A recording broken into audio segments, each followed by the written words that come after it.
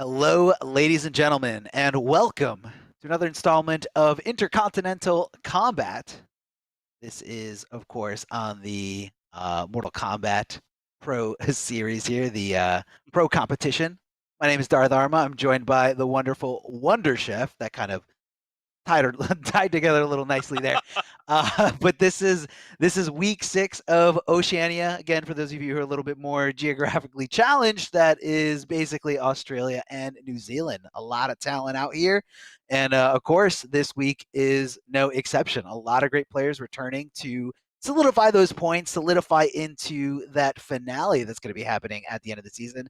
I know, Wonder Chef, you are super excited to not just talk about the top 8 for today, not to just talk about a region that you're very fond of, but you also do want to talk a little bit about PlayStation. Oh yeah, we have to of course give a huge shout out to PS4 Tournaments because the MK11 Pro Competition is presented by PS4 Tournaments. So be sure to check that out, and the Open Series. They're weekly competitions for all skill levels where you can compete against anybody in the entire world for rewards, and that's what it's all about, of course. And you can visit the competition center, the one-stop shop where you can get a lot of info about how to play the games and how to play in the tournaments themselves. Just go to compete.playstation.com, you sign up with your PSN ID, and then the rest of it is just all from your PlayStation itself. Extremely easy, easy peasy, easier than we've ever had it. But of course, we are here today with the MK11 Pro Competition, and this is the Oceania bracket, where we see some familiar faces and some that we haven't seen for a little bit. But of course, at the top of the bracket, no other player could be here except for GG Waz, the 4-time reigning champ. And it's going to be very hard especially after seeing that he's already in the top 8 today, to dethrone his first place. But he's always going to be bringing something new, trying something out, and learning a lot during these brackets. He's going to be taking on Bejiga FGC, and then down below that, still in the winners bracket, we're going to have Gilbags taking on Lion. Down in losers, Solar Plexus, one of my favorite players from the region, taking on the Mojo Dojo FGC, and then Sagat, who was in grand finals last month, taking on Boy. I'm going to say this name full time every single time. Boy 987654321. Hey, it just kind of rolls off the tongue. I don't know why, but it's just perfect. I think it's in the backward sequential order. But yeah, no, a lot of great players here. And again, I do like that you're kind of highlighting what Waz is doing here. I'm sorry. It's Waz, not Waz, right? Yeah, Waz, Got it. not You're Waz. good. If you There you didn't say go. anything, nobody would have ever known that you were questioning it. But yeah, it's 100% GG Waz. But yeah, like what he's been doing, he's not letting these opportunities go by, even though he's already almost guaranteed to be first place. Yeah, I'd say at this point, I mean, he's definitely guaranteed for that finale. But again, from here on out, it's kind of more about the seeding, because the difference in points between 1 and 2 is still pretty great. But a lot of these guys are out here; they're trying to get the best seeding possible. And again, if I was in this region, and first of all, if I was as good as these players are, like, I would be shooting for, you want seed number 2 or 3 at least. So you're on the other side of that top 8 bracket, away from Waz, not Waz, Yeah, yeah, Waz. Waz. But also, like, let's remember, right? Waz, despite the fact that he has now won 4 in a row, which is half of the tournaments that have happened and half of the tournaments that will happen, Yeah. it's not like he's been completely untouchable, right? In the very first month of the pro competition, he was knocked into losers and had to reset the bracket for the win up against Swazi. Last month, he actually was reset by Sagat, who was playing an incredible Kung Lao with like 3 different variations. Super hyped to see. There have been times where Waz has really, shown that he's immortal, shown that he can bleed, but he takes these opportunities to, for example, like he went and he tried Szechuan against Swazi in the very first month, and it paid off quite well. And so now he knows he has that up his sleeve. And then last month he tried up against Sagat.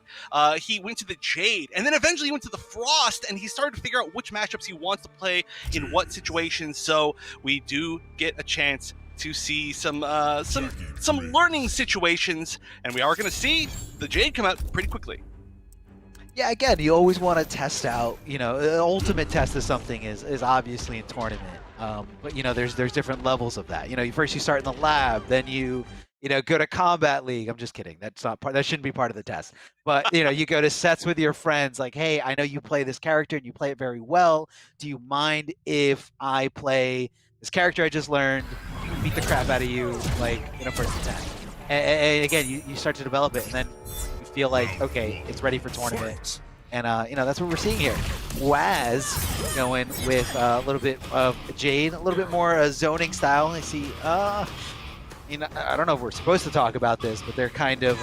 It looks like they're just. I mean, am I right? I'm not trying to sugarcoat anything, right?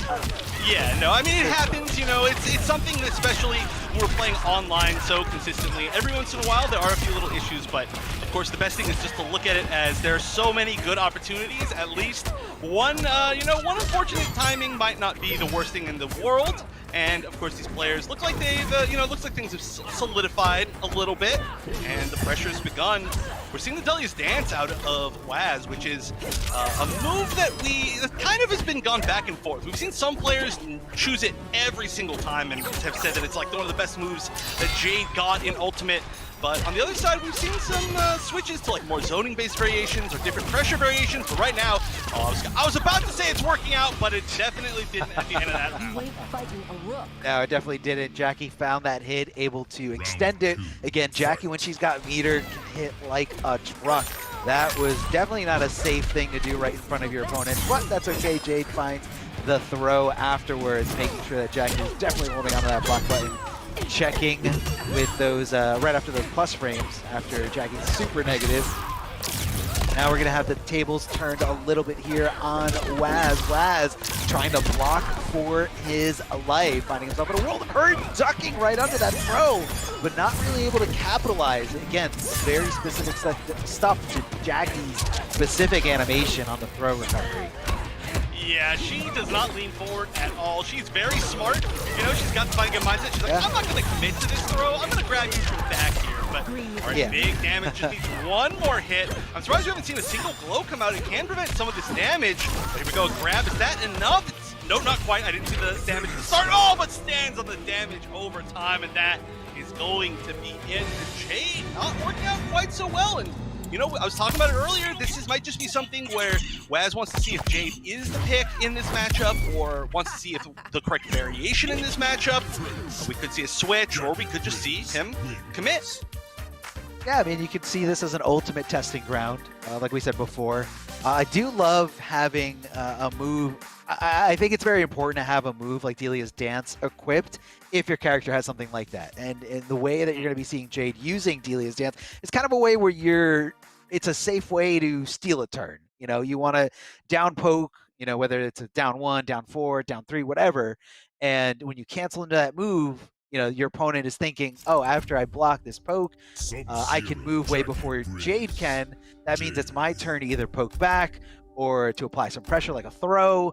But again, that special move cancel into the Delia's Dance is just something that they're always going to be thinking about. And I think Jackie up close is extremely dangerous. I mean, yeah, she's got some projectiles with the damage over time, but for the most part, she wants to get in. She wants to be in your face, applying damage, like kicking you and punching you over and over again.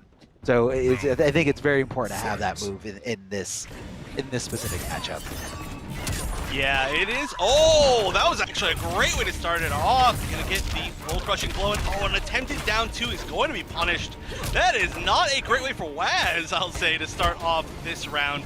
And one of the biggest issues in this matchup is just the damage, right? Like, when you are using Delia's Dance, it does add up over time when you're doing those little bits of damage, but compared to Jackie, who's one of the, I would say, the highest practical damage characters in the game, especially the fact that she can leave you in situations where you just can't break so often, or do stuff like this, throw you with the damage over time on the ground. There's way too much damage. It's hard to even up the life lead if you're losing it as Jade. Yeah, no, I can definitely see that. That's going to be kind of like a uphill battle, where you have to, get the opening, so many more openings versus a character like Jackie, who just needs to open you up 2, 3, 4 times tops, depending on whether she has meter in those situations. That's a nice neutral jump kick here from Waz.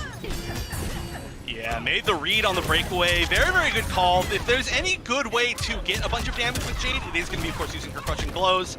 Not always super practical, but you can make them work. And, you know, we talked about how it's pretty hard to punish, an attempted grab from Jackie, like we just saw there. But if any down two in the game can do it, I would have to guess that it would be Jade. That's a very unfortunate placing there from Waz. Just a little too high, got over Jackie, and that was pretty much the green light for Vegeta to just go in, just basically hit confirm at that point, because that is a clear as day punish, and that is clearly not going to work. Again, you're a little bit desperate there. You know, you're trying to close the gap, you're trying to get something going. But, you know, even if that nitro kick hits, what next? You know, Jackie's gonna be far away. She's got the damage over time that she can just shoot down below her. And, you know, in this variation build out, Jade doesn't have anything like a teleport. A teleport is accessible through a certain build out, but I feel like a lot of people haven't really been utilizing it. Usually it's a very easy thing to make with and punish on the recovery. Remember that? You remember variation 3 Jade? A lot of people liked it when variation 3 came out, but you know, I haven't really seen it morphed into anyone's specific build, and I don't really know why. Yeah, I mean, Jade has so many different moves that are so good for custom variations. I mean, just even that last game, you know, we saw the air projectiles. Waz looks like he's going to switch, but I'm still going to keep talking about Jade. Oh, maybe no, maybe it won't. There's the air projectiles. There's the pole vault is such an amazing move. The low projectile is a great move. The Dilia's dance. It's just so hard to find room for like a little bit more of like the fun options, like the teleport. And I mean, it is a useful move. I would love to see more people use some weirder stuff with her, just so that it's not always the same thing. But looks like we're going to be sticking with most of the same thing. I think this is Edenian Spark, the low projectile, instead of pole vault. I believe he had pole vault in the previous one. Maybe he didn't. Maybe I just misremember, because I don't remember him using it. I don't remember him using the low projectile either. Regardless, pretty big commitment to stick with Jade this far in. Yeah, I guess if he did just equip the far low projectile, it might have been just, again, to be in a situation where you don't have to feel like you have to commit and go in all the time. And, you know, if you want to try to do something at mid to full screen, I feel like Waz was finding himself in a spot where he was getting really desperate for those nitro kicks. Nice down two to stop Jackie from advancing forward, able to convert off of that interactable, no problem at all. Waz showing and displaying this impeccable execution here, but here comes Jackie back to a nice far-reaching mid. And gonna catch Waz holding on to that block button. Forward throw, still gonna hold on to the corner position here. Going to the other side, and again, just like that, turning the tables back against Waz. And look at this comeback shot. Yeah, I mean, hey, if a character can do it, Jackie's one of the best, but great down two. Yeah, that was a blast, was a little bit too high.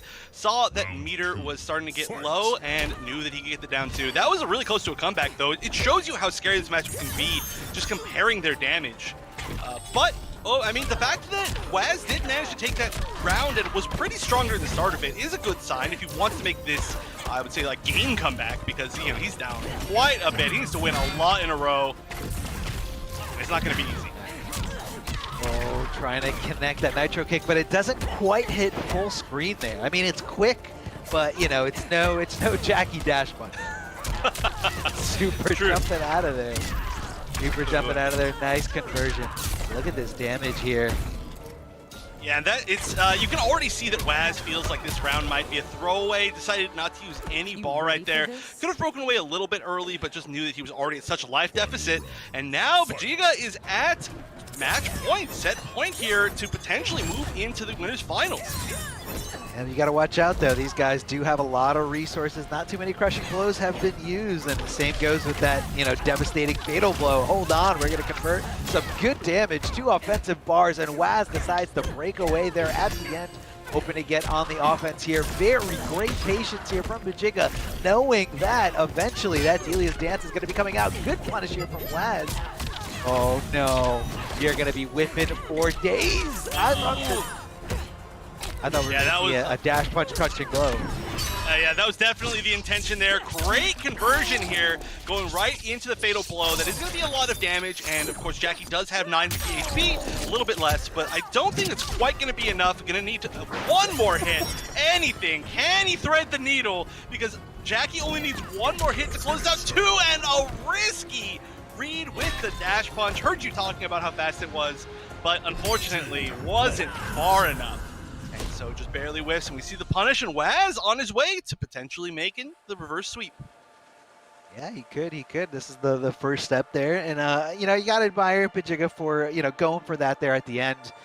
He was trying to check Waz for, you know, committing to not, you know, blocking. Because in this game, you know, like most block button games, you know, you got to commit to either movement or blocking. You can't commit to both at the same time. So that makes you feel a little bit more immobile. So, you know, I see why he went for it. I don't feel like he had any other options besides just going for a random dash punch, especially with a character like Jade, who's such a strong zoner in this specific loadout. I mean, those air ranks are just so good at just like keeping you down and just forcing you to play Jade's game. You know, when you got no health, like you're just gonna die and lose. Yeah, definitely one of the tools that is the hardest to avoid chip from. I mean, the threat was there to maybe be able to jump over them, but you just stay in the air so long as Jade did. I understand the attempt to dash punch. It was a good attempt, but you had to try something that was going to look dumb there no matter what. The only time it was going to look super smart was if it hit, and there was a pretty low chance. So, you know, sometimes it's just what you got to do. But there we go. Speaking of the air Razor Ring, that is a big punish on it. Going to leave it unbreakable until this point, and I think Waz knows that if you break it near the end of that, you're only saving yourself about maybe 15%, and you're just losing a ton of defensive bar. But the health melts away, and the fact that you can't do much about it is so scary. And look at this life lead. How do you make the comeback from this? Especially when you're low, you know, damage output character like Jade, I think that's going to be a really tall order. But if anyone can do it, the best in Australia. Never mind, he's dead. Forward throw. You gotta admire again Pajiga's decision to kind of go for the throw mix there, just in case Waz was on point and decided to tech. The way that he was obviously going to throw him was towards the corner, but instead decided to throw him out. Throw mix is very powerful at a high level in this game. Oh, baits the down two. That was a really great bait, just a little bit slow on actually getting the punish. However, does get the grab afterwards, and yeah, this life lead is looking good. Of over 50%, it's getting more and more just based on the damage over time. But all right, Waz needs to take advantage of this. Not lit. Pajiga out of the corner. This is a great start. Oh, he was trying to check him there, thinking that maybe he was going to neutral duck, you know, looking for a throw. But, you know, Waz continuing the pressure here. Nice cancel to Delia's dance. Just, again, trying to keep your opponent guessing whether you're going to cancel or not, whether you're going to, you know, repeat the rep or go for some kind of stagger. Tries to hit the air-to-air. That's a very unique, like, animation there for Jade. Like, I feel like I've never seen Jade jump with that button. But it was very specific to the air-to-air. Yeah, the jump too. It is a really good air-to-air technically. It's just, she very rarely needs to actually use that. But while I'm talking about the weird button out of the air, it's over as quickly as it started. And, you know, we were talking about the fact that Waz has shown that he can bleed before, and this is not going to be an exception this month. However, you know, I think he gained a lot of information on the fact that that Jade pick was not working out exactly like he wanted to. So he's going to have a chance to make it back from the loser's bracket, but Pajiga making a strong statement, has fallen to Waz a few times in the past, especially actually in that exact same spot in the bracket. So the fact that he'll be moving on and making it to the winners finals in a pretty clean fashion over ranked number 1, that's got to feel good. Oh yeah, no, definitely. That's a confidence booster. I mean, here in winners finals, you're guaranteed top 3, so you know he's guaranteed a boatload of points, and that's what tonight's all about: getting those points. You know, qualifying for that final event for I believe $10,000 is going to be on the line, and you know, bracketology 101, seeding is going to be your key to ensuring one of the not ensuring a victory, because obviously you have to play better than everybody else, but you can get really good results depending on who you are comfortable with fighting against. And again, let's talk about the tour, the breakdown, all these different events, and what we are expecting to see as the month roll by, or just weeks, really at this point. So we have a little bit of a, we got some love all over the world here, and that's what you really love to see. Just the love and the prizing just spread out over all these different regions. So overall, there's eight qualifier weeks per region. Top 8 in points for standings in these regions, like Oceania, are going to go into the sub-regions finals. And the point structure is, first place getting 350, then 260, 230 for second and third. And then as we go down, that's 200, 140 points for fifth, and 70 points for seventh place finishes in these top 8. So again, big differences between all these different placements. So a lot is on the line here. North American League is also going to have a top 16 regional finals for each side, and it's going to be $10,000 for each region. And, yeah, it's and again, going to correct myself before. The Oceania is going to have a $5,000 sub-region finals. So as I'm looking at this slide and kind of see where I got my my two regions mixed up, but either way, the point is you're seeing a lot of love, a lot of spotlights being shined on regions that are typically in so far in our history, regions that have been overlooked or regions that haven't been giving a chance. Well, now we're finally, putting it out there. Liga Latina getting all that love there, the Middle East getting their own sub-region finals, Oceania, and of course Europe.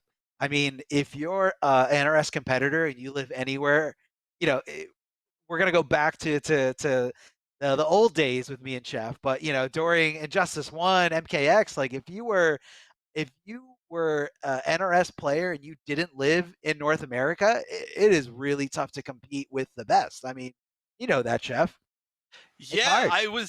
I was thinking back to the very first time that, or well, one of the first times that the European players ever came over, when the Twins and Foxy came over to Evo that one time, and I was thinking about like, wow, that seems like it was like just a totally different world where we didn't get a chance to say like, oh look, I can just literally like wake up at 4 p.m. Not that I would ever wake up at 4 p.m. Wink, and just turn on a stream and say, oh look, I get to see every single top player in a region, which is absolutely sick. And I think they're spoiled. Everybody's spoiled now. That's the only way to put it. Wow, what an old man thing to say. These kids these days so spoiled with their Twitch streams and their No. sub-region finals and all these different regions that never got a chance before. I mean, look, think about it. Back then, Foxy, the Twins, like they had to pay at least like $800 and $900 for a plane ticket just for a chance to compete. And that's on top of all these other things. But now we get to do it the comfort of our home. You get to know them, you get to interact with them. I mean, we live in such a great, era of fighting games now. Yeah, I mean, I guess before we start this match, I just want to say that, like, all jokes aside, I love the fact that we do get a chance to showcase these regions that don't get nearly as much exposure. But, I mean, this is a good example here. Like, Lion is a player that I'm not familiar with. Gilbag's a little bit more well-known in the region, and by that I mean I would have to say a lot more well-known. But I'm always excited for Nightwolf. I personally think that Nightwolf has always been one of the coolest characters in MK. I recently rewatched MK9 Story Mode. Oh my gosh, that's over.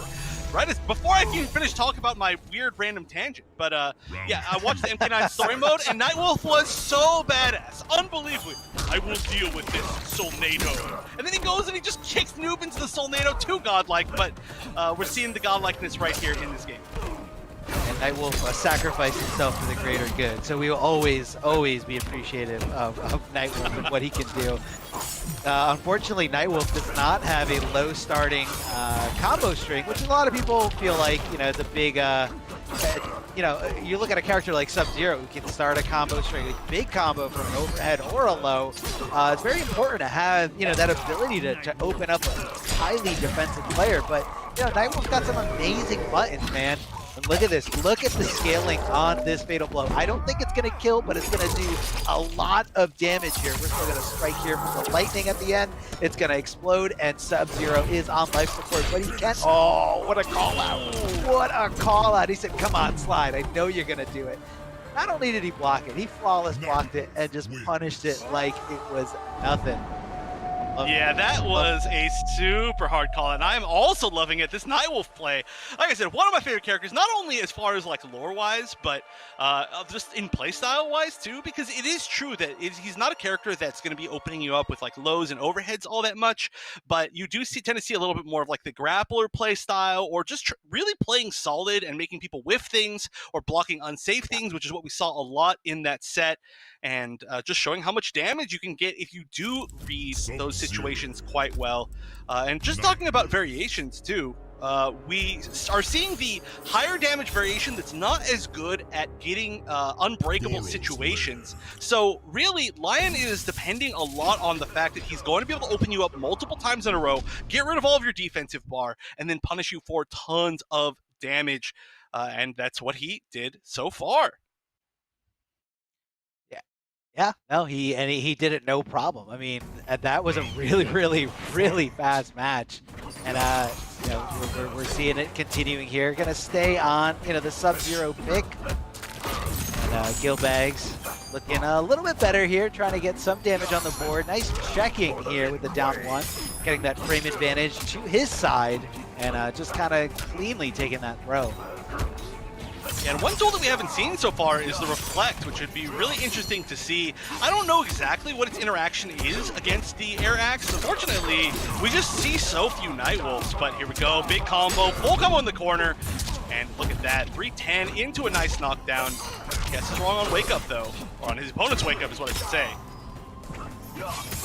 Yeah, definitely don't want to guess wrong on either wake-ups, whether they're your wake-ups or somebody else's wake-ups. You just don't want to be in that situation. Yeah. Oh, man, a lot of poking here. Low pokes from both sides. Sub-Zero's got a really far-reaching one, and he bets it all on the overhead.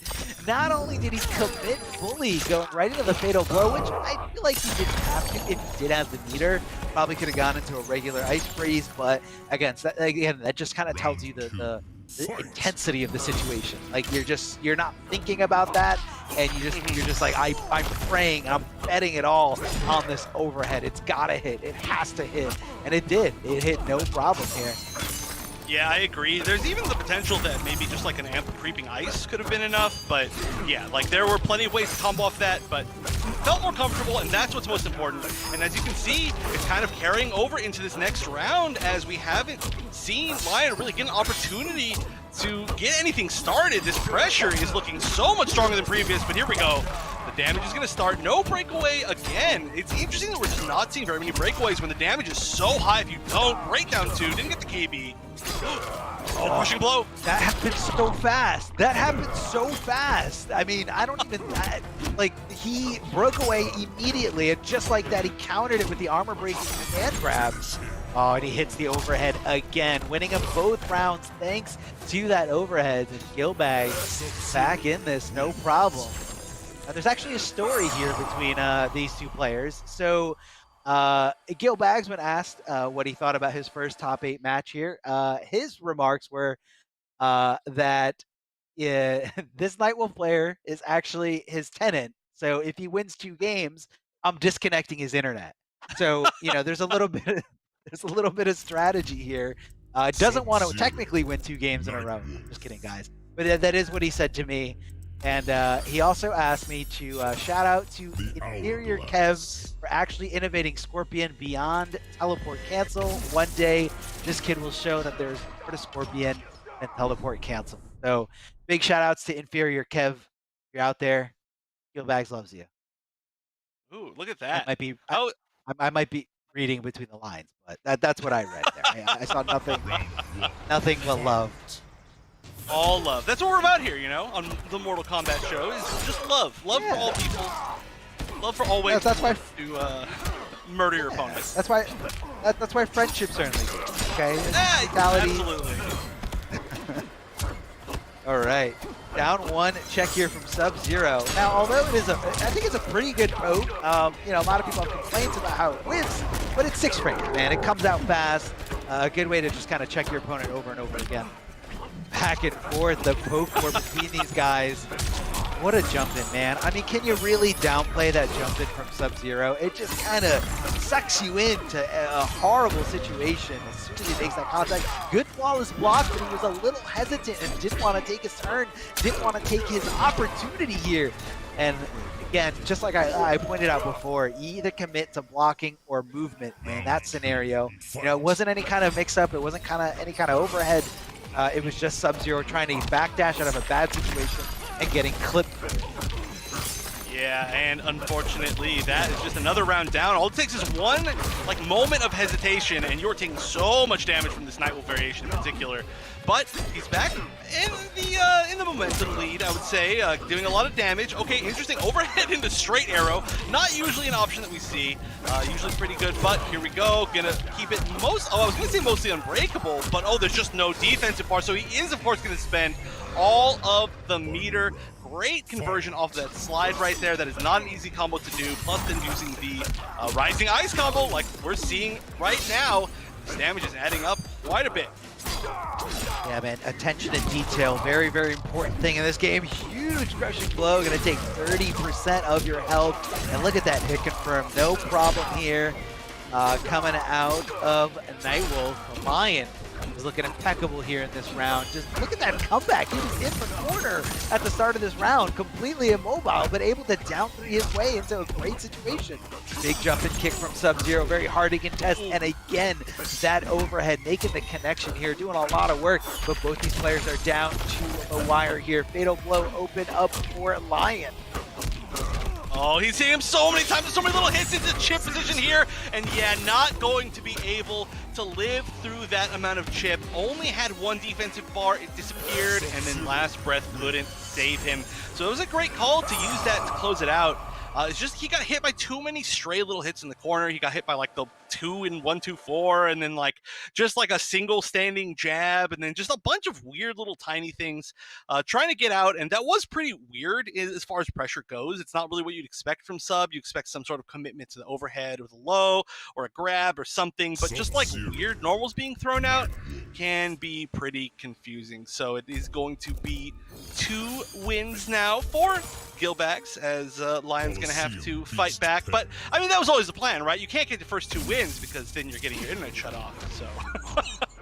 Yeah, that's true, that's true. And when Lion was asked about, his thoughts on this matchup, he says, my first match is with my landlord, who taught me a lot about MK over the years.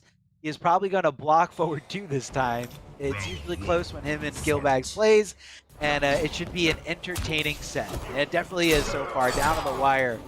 He also says he wants to shout out the carry group and wants to shout out Nightwolf from the MK9 story mode. I made up that last part of episode. Oh, I was really excited when you said that. I'm now extremely sad. I don't even want to comment the rest of this match, but you know what? I'm going to give a shout out to MK9 story mode Nightwolf. The only one able to kill Sindel after Sindel kills like 10 people, so big ups to him. But yeah. I really want to know who this carry crew is that every single person shouts out in the Oceania region. I'm not cool enough to know this inside reference, but one day maybe I will be cool enough. Look at that combo! Oh my god! 452. That was huge, but it's not over yet. Gets over the string, and now it's over. But at the very least, Lion managing to get out of the corner and create a little bit of space, because every single time that Gilbags gets him all the way into that corner, it is just a nightmare. Oh no, definitely a huge nightmare there. And I thought it was a little risky for him to cash in on that crushing blow. I mean, but I think at that point he was doing it for, the style effect, the wanting to keep, that momentum on his side, and it didn't work out for him. Nice hit confirm into the freeze. I thought he was gonna leave him in a standing position, but forces that breakaway to come out. And again, checking him with that down 1. It is so fast, so much faster than you would think. 6 frames, good games over the other side. Keeping him in the corner and being able to access more, combo ability thanks to that slide, lifting you up just a little bit, which only works in the corner. Oh, no. Yeah, that should be it. A pretty dominant game that time, but it's just the whole round was lived in that right side corner, and that is just where Gilbags was going to take the most advantage of the matchup. And of course, the fact that just Sub-Zero is good there. So in the match of Tenant versus Landlord, Landlord wins today. as we're going to see now Sub-Zero moving forward in the bracket, which is, it's a character that we've seen do quite well, but not as well, I think, in the Oceania bracket.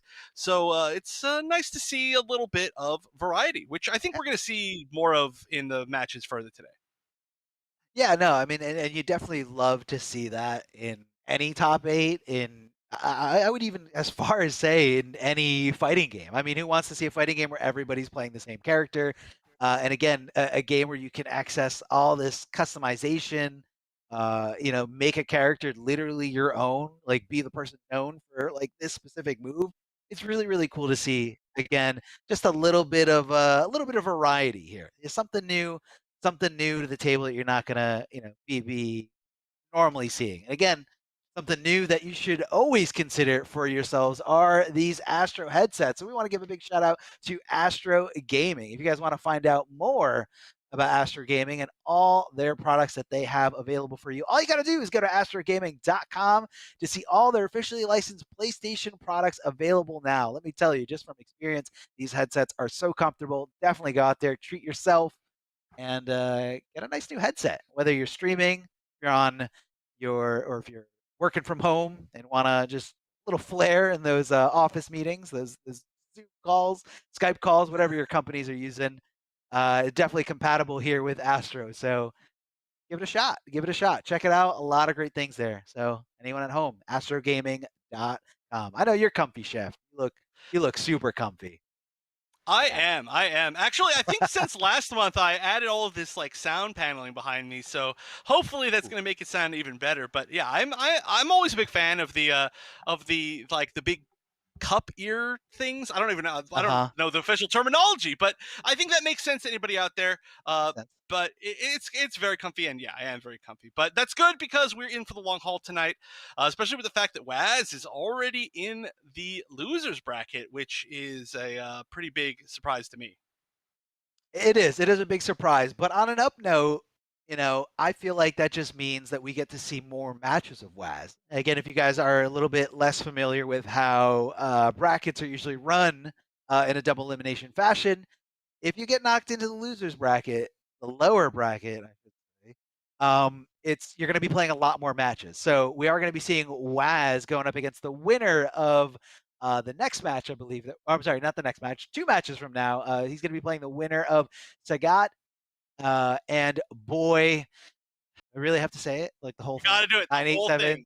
987-654-321. I can't say it as fast as you. I'm pretty sure you practiced it before, but who hasn't counted down from 9 before? Like what? That's not like a weird thing to do in your life, right? Like you would never make it as the person who announces the countdown for spaceships taking off. Okay, don't ever go for that, even if it's your dream.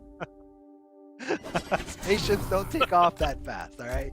You got time to count that down. All right, I haven't counted backwards that fast since I was, I guess, in kindergarten, maybe first grade. I don't know. Ooh. But it's not something I do on a daily basis. But we'll see. We'll see. I'll work on it for the next one. But yeah, that'll be match here, we have Solar Plexus going up against Mojo Dojo, which I'm assuming is a reference to Powerpuff Girl villain. Mojo Jojo. I mean, it has to be, right? I think it's gotta be. I've never asked before, but I would have to assume so. But yeah, playing the ball up against the Cetrion, and the Cetrion is a classic that we get to see. I'm a big fan of Solar Plexus in particular, but not gonna get a single chance to see what they can do, as that is gonna be a flawless to start off the set, and what a statement that is. I mean, I thought Cetrion was broke, but I guess Cabal is broker. Whoa, tries to go for the forward roll. Again, you want to close that gap between yourself and opponent. What a great way to just go forward, advancing, fully invincible. Over to the other side of that rock wall, which is really, this slight gas is doing a lot here for Mojo Dojo. Just getting past all these zoning options, but again, you're treading in very dangerous waters because of that crushing blow right there, just like that, 32% completely gone. But it is a finite resource, not going to be available for the rest of this game. So Mojo Jojo does not have too much worry about in terms of the, air approach. I mean, to be fair, at least the big boulder is still a gigantic amount of damage, but all right, here we go. Yeah. Big corner combo. This is going to be the full thing. Doesn't go for the jump kicks, just jump punches. Still only 331 damage. Oh, but a great natural barrier anti-air. And yeah, Look at the payoff. The payoff is huge for a jump in versus, you know, getting hit with the boulder. I definitely think it's worth the risk, especially with a high damage output like a ball. And that is so unfortunate. He confirmed the jump kick, but because the first first hit of that string missed, he actually was able to block, and that is such an unfortunate situation here. But Mojo Jojo just kind of brushing it off here, just saying it was just a little error, a little miscalculation, if you will. Again, getting hit with a boulder there, 14%. Again, not super shabby, but you do get pushed all the way back to the other side. Oh my god, no nomad dash from there. Oh, okay, but gets one here. Gonna get the full conversion. This might be it. Wow, didn't go into any fatal blow setup. Gonna give another chance here, but the grab is going to be the punish. And that is going to be game one, but I'm really surprised that we didn't see something like off of the hook slam, like the standing 4 into fatal blow, I think, or maybe even like a standing 3 into fatal blow, or just raw fatal blow, which I think does work off of hook slam. That might have been enough. At the very least, it would put you in a situation where like one projectile could end the game. However, whatever he did, it worked out, so he made the correct read. But yeah, you can see, you know, you were talking about how, you know, you're making a little joke about Cetrion, and Cetrion is, of course, you know, a very strong character, but recently in, you know, discussions in the community, people have been rating this Cabal variation higher and higher. Cabal was always a pretty strong character as far as damage, but when you choose this variation, the damage just gets ridiculous. The mobility of Slight Gas in the air is just unbelievable, especially going up against zoners like Cetrion. And I mean, I think this is a good example of why people are starting to see this variation as just really a top tier contender, I'd say.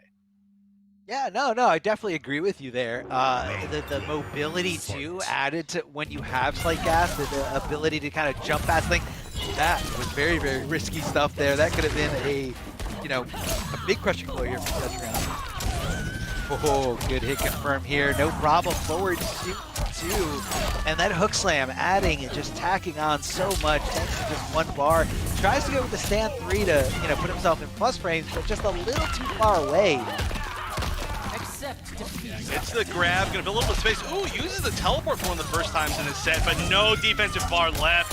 I think there's a good chance that this could be enough. Is there a possibility to spend more than one bar here?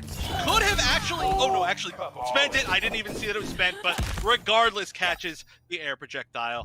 But yeah, you can just see how that damage adds up so quickly. Those combos are wild. Yeah, and you know, I guess at the end of that, it just scales super hard. That's going to be a nice chunk of damage here for Solar Plexus. Cetrion hitting that air-to-air boulder. Again, it's a little tricky. You know, it looks like the rolling boulder, but it just goes straight forward at you. You kind of have to guess sometimes, or sometimes you got to go crazy and just nomad dash either one. Nice. That is plus.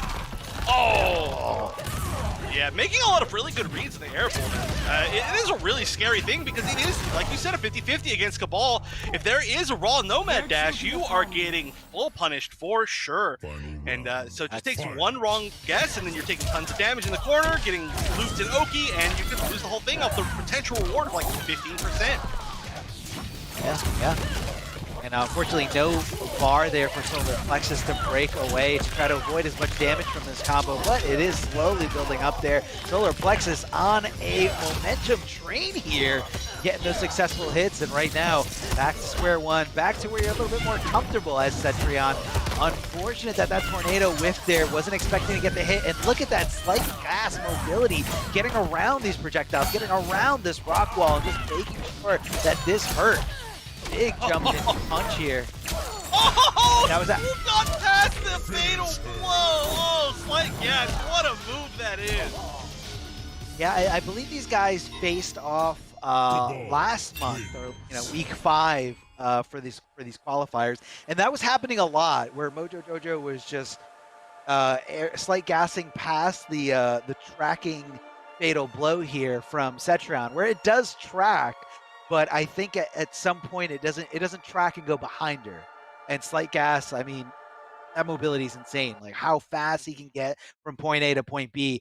And I remember that happening a lot last time these guys played. So, I could see the reasoning behind the slight hesitation coming from Alexis to try to utilize that fatal blow in these scenarios because that just fatally blew up in her face. Like she lost because of that. Like it came, and if she was just a little bit more patient and try to use something a little bit more reserved. I mean, sometimes you just gotta block those jump kicks and you just gotta deal with it.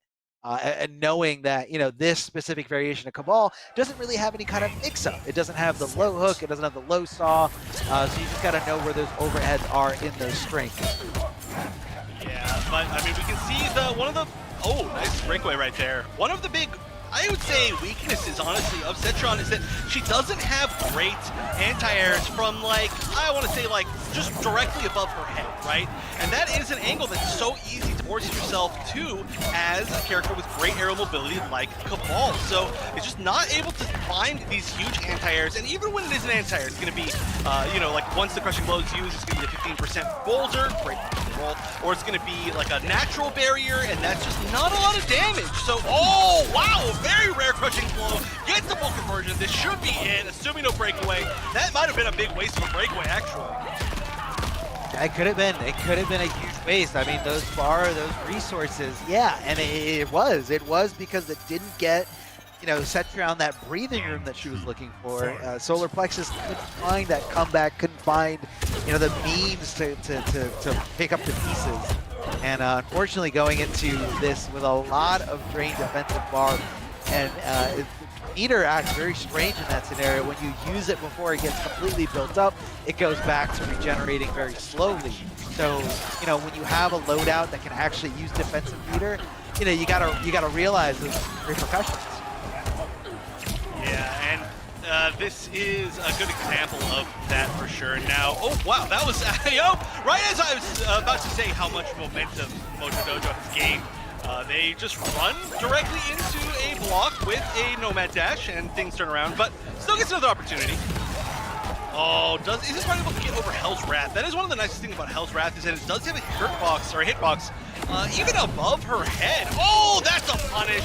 And this, no meter. I was gonna say should be enough, but needs to find another hit without getting a hit himself. That's tough. Nice tech!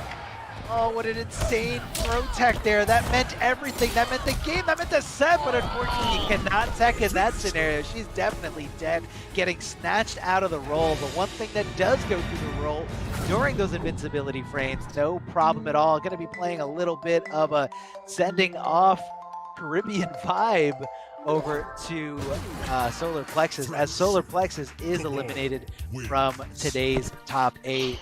And didn't get a chance to put in Solar Plexus's shout-outs, but again, Solar Plexus wanted to shout out my favorite cheerleaders, Temp and NAZR18.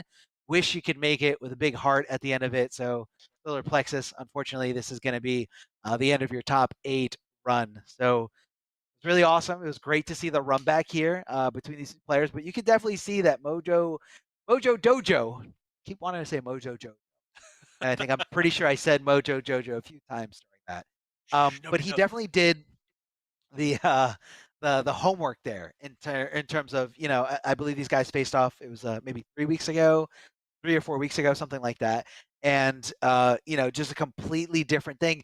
And that kind of shows, because I believe it was you and David commentating that one. I want to say Solar Plexus won the last time these guys faced off. But again, it just kind of shows you. Yeah, but when you come out of a specific matchup and you win, you're like, cool. I know that matchup. I'm good. I don't have to lab anything. I don't have to worry about that. And when you come out of that matchup and you lose, you're constantly thinking about things that went wrong. You're looking back, trying to take notes on things that you could have improved on. Because you always just want to be, that next step competitor, because, that's why we love doing it. And again, if you guys are at home watching right now and you also love competing, you definitely want to get in on this action. Let's give a big shout out to PS4 Tournaments. This, of course, is a PlayStation 4 tournament. So, as always, give a big shout out to them. If you guys want to find out more information on, the rest of these qualifying regional tournaments. If you guys are in these qualifying regions, definitely go over to compete.playstation.com. It's super easy. All you got to do is sign in with your PSN ID, and you can easily see the list of available PS4 tournaments to sign up for. It's not only just Mortal Kombat stuff, there's other genres in there. So if you're just a competitor and love to get out there, get involved, meet some new friends, meet some new rivals, and get some unique rewards, you definitely want to sign up for these. Again, one more time, compete.playstation.com. That's all you guys need. And Yeah, now, and man, that was it. Go ahead. I was going to say, it's important to remember that we are only just barely over the halfway point for the MK Pro competition, so it is certainly not too late. Okay, it may be a little bit too late to get first place in the Oceania region, but you can still absolutely qualify for pretty much any of these regions. There are tons of weeks left, and even if you don't, it's a great learning opportunity. And I know that these players are trying to, on the left side, Sagat, solidify his spot in that second place. And on the right side, Boy, 987654321 is probably going for to try to make, you know, that top 8 regional finals, get some money, but this is going to be a tough opponent. Hates fire serves no purpose. They must answer for the Wuxi. Round 1. Ooh. I don't know if I was supposed to talk over that. Or, I know. I never know. That sounded like. I feel like that's something we Yeah, I mean, people skip them so much that, like, if they want to hear them, I'm going to let the players hear them. But, you know, going into this, just, again, a reminder, Sagat coming off of a second place, just barely, almost was the first person to dethrone Waz, reset the bracket, one hit away from the victory, but wasn't able to close it out, and so is definitely looking to make a repeat performance, at least this time around, using this super sick buzzsaw variation. However, Boy, playing a very high damage variation of Total, is trying to stop that and doing quite a good job at it. Oh yeah, definitely doing a good job, but right now about to lose that huge life lead he's got, getting thrown for the mix, the throw mix out of the corner. But because of that, gave him a lot of breathing room here, a lot of real estate to work with, going over the other side, trying to hit that specific move coming out of that teleport there. You know, it's one of the slower ones, but again, one that kind of, and not going to be the trade or anything he was looking for. Kung Lao taking that first round. Sagat continuing this dominance here and looking to get as many points as possible. But Boy can still definitely do it here. Even over a lot of carry over to the corner. Again, you just want to block your opponent down here. Good block in the overhead, but didn't go for a punishing string. That is definitely punishable. Again, I don't know what the specifics are from that full range. It looked really, really far away, but either way, gets the command grab, gets the corner switch, and decides to try to get a little bit better Oki. So doesn't want to amplify it here, but definitely going to amplify it here to keep the corner positioning, able to switch over the other side, big jump punch, and continuing over and over again. Where is that command grab? That very, very fair command grab. There it is, and unfortunately, just as I said it was fair, ironically, that was a drop, and another drop. These guys are so nervous. Oh no, that was just a drop into a drop into a drop.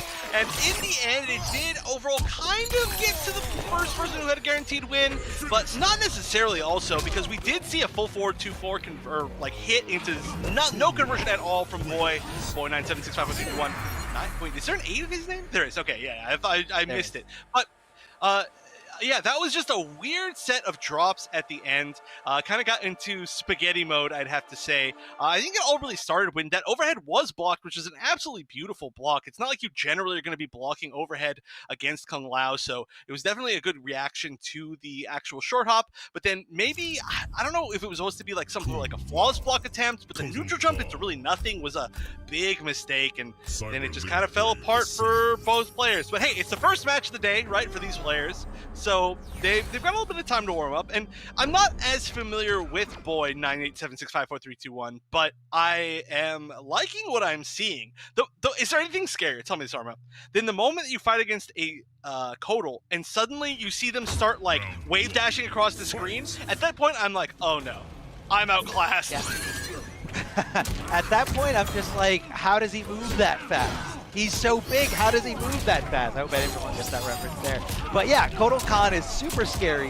I mean, not only that, the damage output, the fact that he's got that mid command grab, forcing you to, not block or jump in these awful scenarios. I mean, I think this character is super duper good. That's gonna be Whiff City though. You don't want to be whiffing the wrong way as Kung Lao jumping right over that. Just Sagat coming in, no problem here. Displaying that execution, impeccable timing here.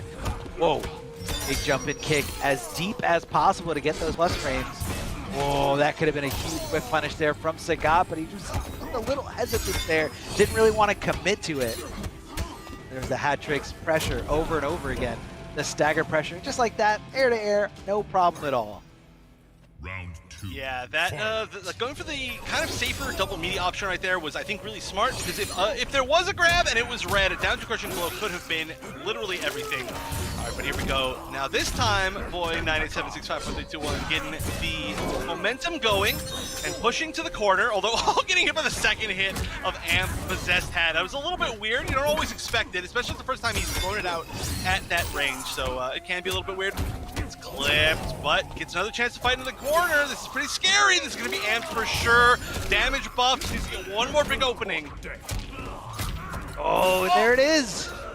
Is this going to be enough? No. Does have the damage buff, but no, you're right. It's not enough. Trying to apply the sun there. Yeah, what is he going to do? Gets a little bit of a wrist tan and just goes down there. But here we go. Boy.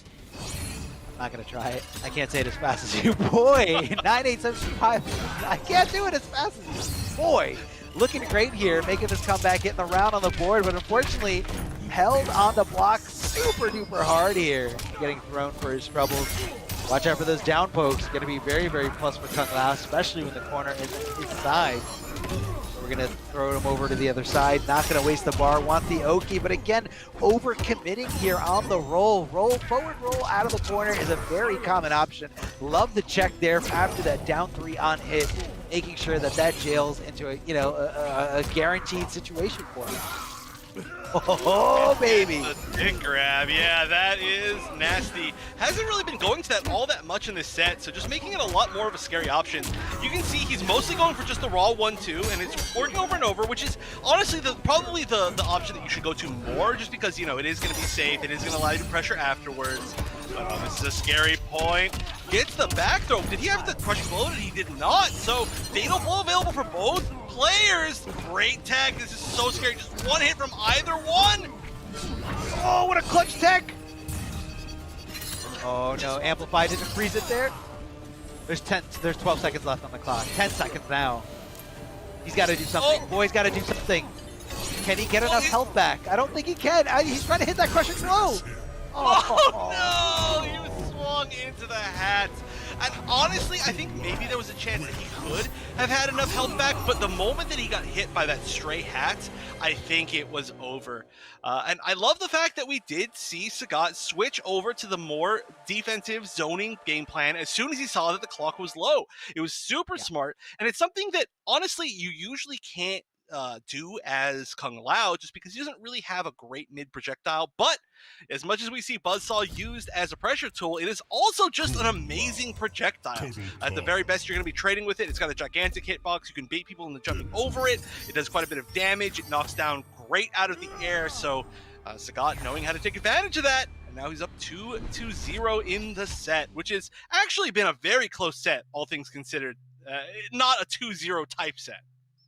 Yeah, I mean, again, here, when we ask Sagat, his feelings on the match, he actually says that this is a special match here because they play a lot of casuals, and the last time these guys met in tournament, Boy actually took him out, or beat him in that set using Terminator. So, again, a very a command grab type character, mix type character. So I definitely see, him feeling at home with a character like Kotal Tom. Sagat also wants to shout out to SeaWorld Swazzy for being his punching bag. Sorry, Swazzy. So sorry. I haven't seen Swazzy for a couple weeks, but there's still plenty of time left in the circuit. But here we go, corner pressure coming out from Boy, although, of course, one of the best strings, I would say, in the game, 1-2-1, just because of the fact that it does give you the ability to switch sides of pretty much every single conversion that you can get with Kung Lao. And now look at this, he's taking advantage of the corner. Oh, but speaking of side switches, just gonna needs one more hit here. What's it gonna be? Chip? Oh, doesn't need Chip. Can light you on fire. Oh, has a chance. Yeah, One just light. build it. Oh, I like this. Just I like build it. the attempt. Round 2. Yep. I mean, at that point, you can just kind of sit in the sun, build as much as possible, and it's a very, very difficult situation to get out of. You know, obviously, like a crushing blow animation would, you know, negate the sunlight altogether, or a fatal blow animation. But again, you got to take a little bit of that sun damage. If you don't have that, you don't have the health. It's just not fair. Oh, but big corner coming out here, corner combo coming out here. Yeah, the damage for this variation is actually also higher than other variations. Buzzsaw is just an incredible move. It's good at everything. It can zone, it can pressure, it can be used in combos, it can be used to end combos, it can be used to get Mido's conversions off 4-1-3 and other strings you normally can't. There's just too much to say. But as I'm saying that, Sagat's showing it off, so thank you very much, Sagat. However, Boy's gonna get another chance here. He's gotta make his way in, he's gotta take this corner back. Ooh, or just start with the command grabs. Gonna keep that Oki, trying to go for the nice little wave dash, but you know, not able to really hold him down. I see Sagat holding up a lot, and you know, Boy's kind of keeping note of that, jumping over the other side, but not fast enough to get that whiff. But here comes the dive kick, not enough because Kotal's got a little bit more damage. But unfortunately, that Buzzsaw is so active, and when you come out of that roll animation, you are susceptible to recovery frames, and that was basically his demise here. Boy on life support here. Sagat on set point. All he needs is this round to win this entire set and move on to this lower bracket. Again, staying away from the command grab, doesn't want to get too risky. That was just pure hit confirm. No problem at all. Switching him over to the other side, trying to push him close to the corner in the up three. Risky stuff because Kotal can whip punish like no other in this game. That's going to be a Kotal con cut, launching him up with pretty good damage, 25%. But now reversed, and the corner combo is coming out from Sagat, and he just needs one more big hit, but Boy just needs one conversion to Fatal Blow! Fatal Blow right there would have been the kill, would have broken armor, would have guaranteed it no matter what, but he's gonna get another chance after that unfortunate drop. He just needs to find a hit, auto-spacing from the projectile, and the grab is not enough, still needs one more hit, I think. Oh, sets up the guaranteed chip, and he is going to chip him out. As soon as there was nothing on that wake up, that was going to be a guaranteed win. And so great stuff to Sagat. Boy, unfortunately just dropping a few situations where he had the win, both in the first game and in the third game.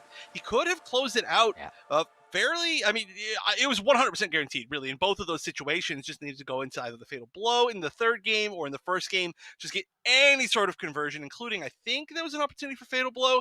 So unfortunate that just a few drops mattered so much. But, actually, really, because of how good that match was and how good both those players were, I was about to say, we'll still get another chance to see him. Unfortunately, we actually won't because they're actually in losers already, which is surprising. My brain didn't even register that because we were seeing such good play.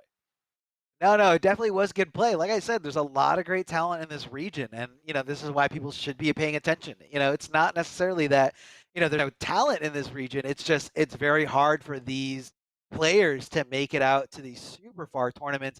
Again, if you're not in North America, if you're trying to compete offline for an NRS game, very, very tough. But Boy wanted to give a shout out to Grayson Zero, who got knocked out in losers by Warrior Mojo. So Grayson, shout out to you, and bigger shout outs to Boy, because that was some really good Kotal Khan, a really close set, you know.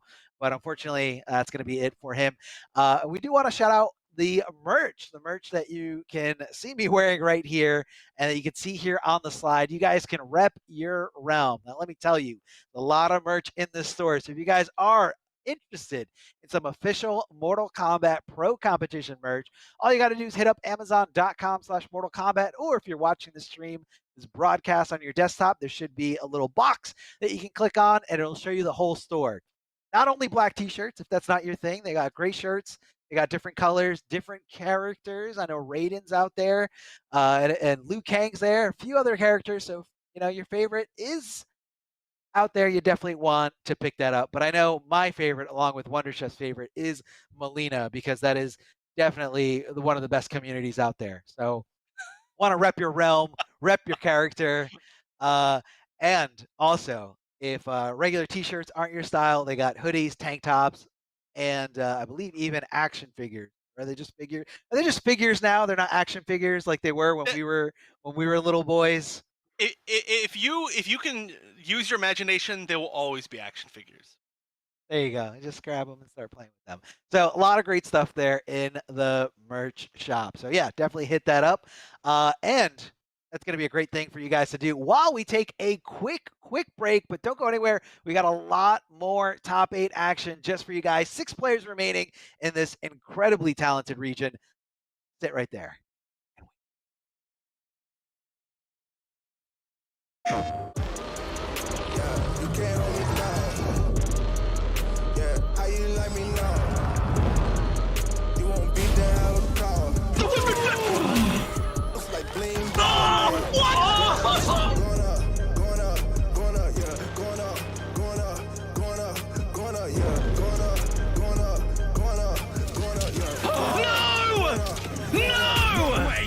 No jokes, no gimmicks, just combat.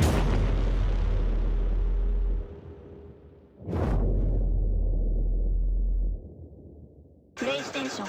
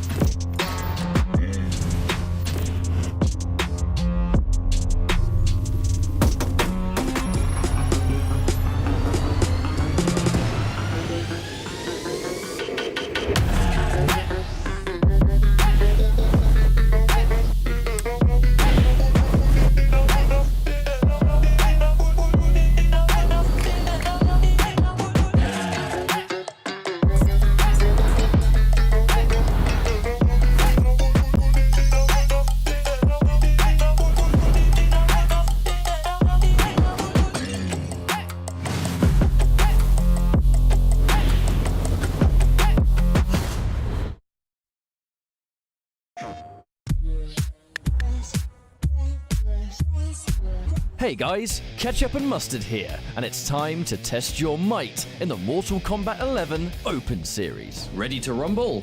Power on your PlayStation and head to the Events app, filter by type, and select a convenient date and time. Boot up MK11 and locate the PS4 Tournaments menu option. Click it to visit a familiar place, the Console Events tab. Sign up and prepare to play. Once registered, you can view your tournament details and check-in time. A notification will remind you to tighten your black belt and get over here for your match. Continue combat in the open qualifiers to close in on the competition. Thank you for watching, and we'll see you in the tournaments.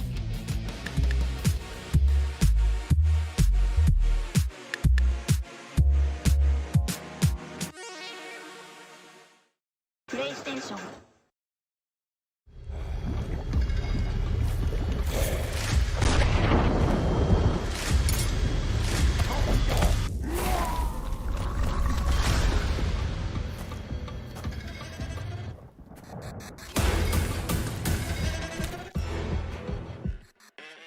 Who are you?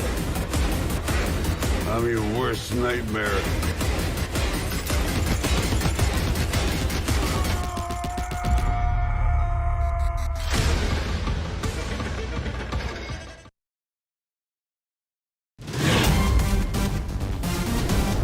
Any ring I step into is mine.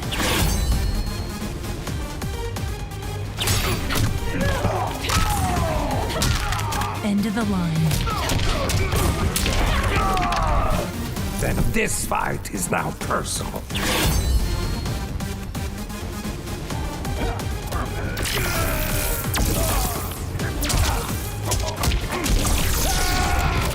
It is exhausting being so perfect.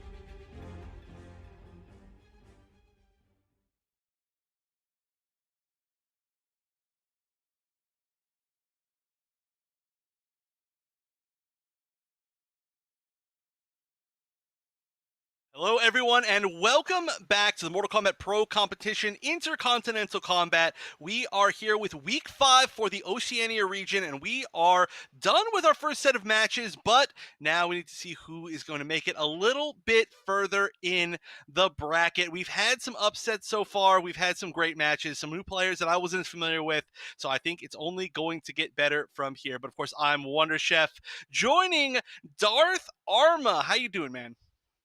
I'm doing great, man. I'm super excited to see the rest of this. We have 6 competitors left in this amazing top 8. But before we get into any of that, I do want to give a shout out and make sure everybody knows that this is presented by PS4 Tournament. So if you guys want to get in on the action, you're going to want to pay attention to the next few points I bring up. The Mortal Kombat 11 Pro Competition is presented by PS4 Tournaments. You can check out the PS4 Tournament Open Series. PS4 Tournaments are weekly competitions for all skill levels. You guys can compete against your friends and rivals to earn some unique rewards.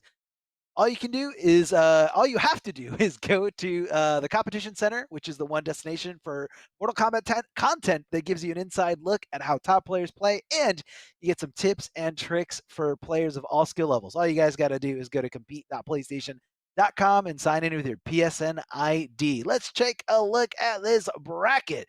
As you guys can see in the top left, if you are just joining us, a big upset so far in today's top 8. Waz goes down to Bajiga and now finds himself with just 1 tournament life remaining in the lower bracket. Bajiga and Gilbags will be solidifying that winners finals, guaranteeing themselves 3rd place or better. Then in the lower bracket, we have Solar Plexus losing to Mojo Dojo in the run back from last time. And we have Boy being eliminated by Sagat, who, has a lot of respect for, his opponent. And definitely, you got to be on the lookout for this kid. I mean, there's just going to be more and more, especially that I heard a little bit about Boy playing Terminator. I want to see a little bit more of that because I feel like that character is super downplayed. But either way, Sagat is going to be going up against Waz, and this is, normally we see this matchup in, winners finals or winner semifinals, but right now we're going to be seeing it in a high intensity situation here. A lot on the line here because this could be elimination. This is going to be elimination for whoever loses in this set. It's going to be Cabal versus, I'm getting ahead of myself. Right now, we're going to be playing. I'm really excited for that set, too. It's the rematch from Grand Finals last week, so I think everybody's really looking forward to it. But we do have one match before it, and I'm excited for this one, too, because I really liked Lion's Nightwolf, of course. I had all that Nightwolf up playing in that last game. But also, this Cabal is looking stronger than ever with that slight gas mobility, and we'll see how this goes. Already starting off first hit, solid hit to Lion. Yeah. And, don't forget about that, hook grab combo ability. So much damage. Speaking of damage, down to hitting high enough just to convert a little bit lower. And I love that breakaway here from Mojo Dojo, but unfortunately finds himself in a world of hurt. Down to 30% or less, giving him access to that fatal blow. Is he going to use it, or is he going to die with it going into the next round? Big call out there on the backwards roll, catching him on those recovery frames. Lion now about to lose this huge life lead. Like gas giving him double kicks. Is he going to cash in here with fatal blow? Yes, he is. And I believe this isn't going to scale enough to not kill him. He is definitely dead. Big hook right through the chin, as you can see here. Going to be the demise of Nightwolf as he just gets thrown closer to the corner. And just like that, Mojo Dojo making an incredible comeback here with just determination and patience. Well, determination, patience, and one of the higher damage variations in the game, I would say, are the 3 pieces to that puzzle. The sugar spice and everything nice. Everything and then the damage is the chemical X. But yeah, I mean, we can just see why this variation is so scary. And honestly, this Nightwolf variation is another variation that is very high damage, but when you get just how many opportunities you can get from every single hit with this Cabal variation, you can see why it is really looking up. But, misses the tick grab, doesn't get punished. That could have been a punish. Went for the jab even, was just a little bit slow. Goes for the full string. Just needs one more hit here. Really, either side can kill off of one more hit. Oh, not a grab though. I think it's duckable. I don't think it's a real string, but hey, whatever works, right? He's going to tie up the rounds. I mean, you say it's duckable, but that's one of the scariest things to try to do against Nightwolf in that, you know, close quarter situation, which is why that is working there. Because a lot of people are a little too hesitant. I love the hit confirm, or I don't know if it was a hit confirm or anticipation of, you know, getting the hit because he was in the air. But either way, Mojo Jojo is, you know, trying to take this here, but Lion fighting back throw to keep the control of the corner position here. And again, trying to just, you know, stop him from holding up, holding north. Holding the north is what these MK11 players love to do here. Down 3, checking on getting those super duper plus frames, hitting the command grab, switching over to the other side, which isn't ideal, but he's just trying to get enough hits to find it here, and he does, no problem at all.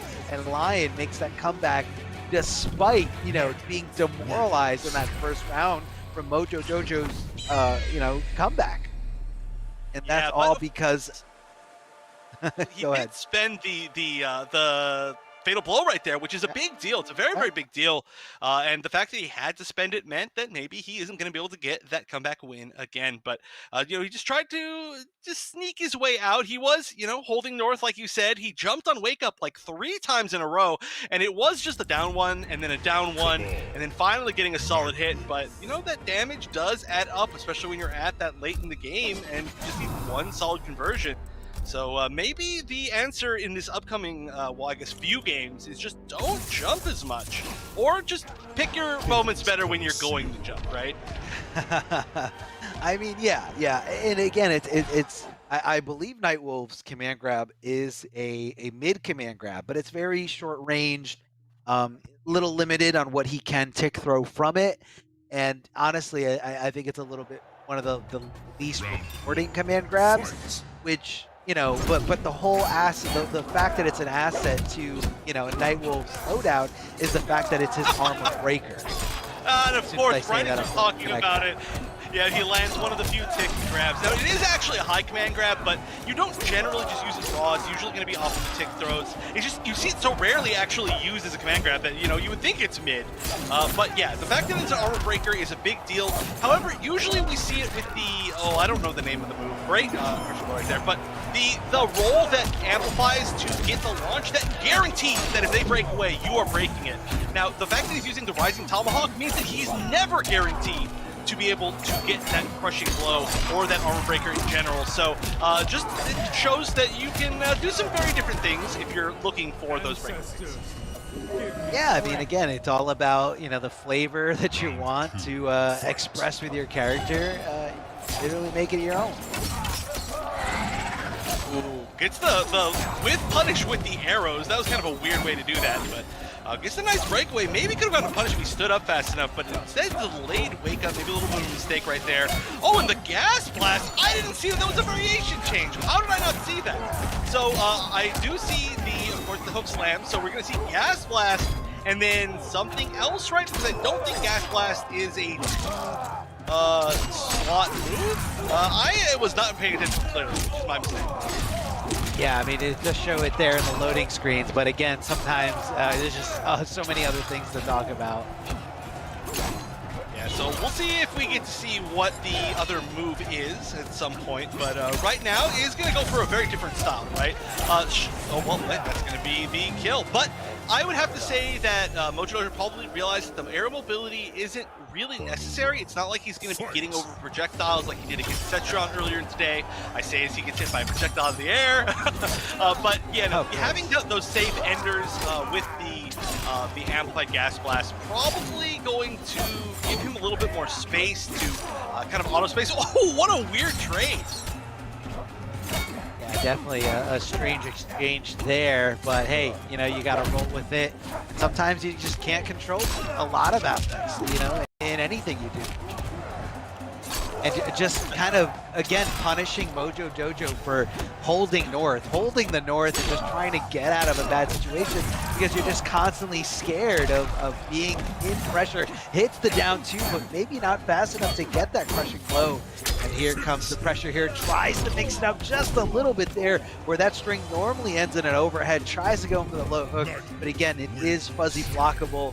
And sometimes you just got to test your opponent, see if they are, equipped with the knowledge of the timings on, whether the low or the overhead option hits first, and whether they can get into that rhythm. It's all about that fuzzy blocking, something that you can utilize in a lot of different fighting games, not just NRS games. Anything that has variable timings to specific ways to block stuff.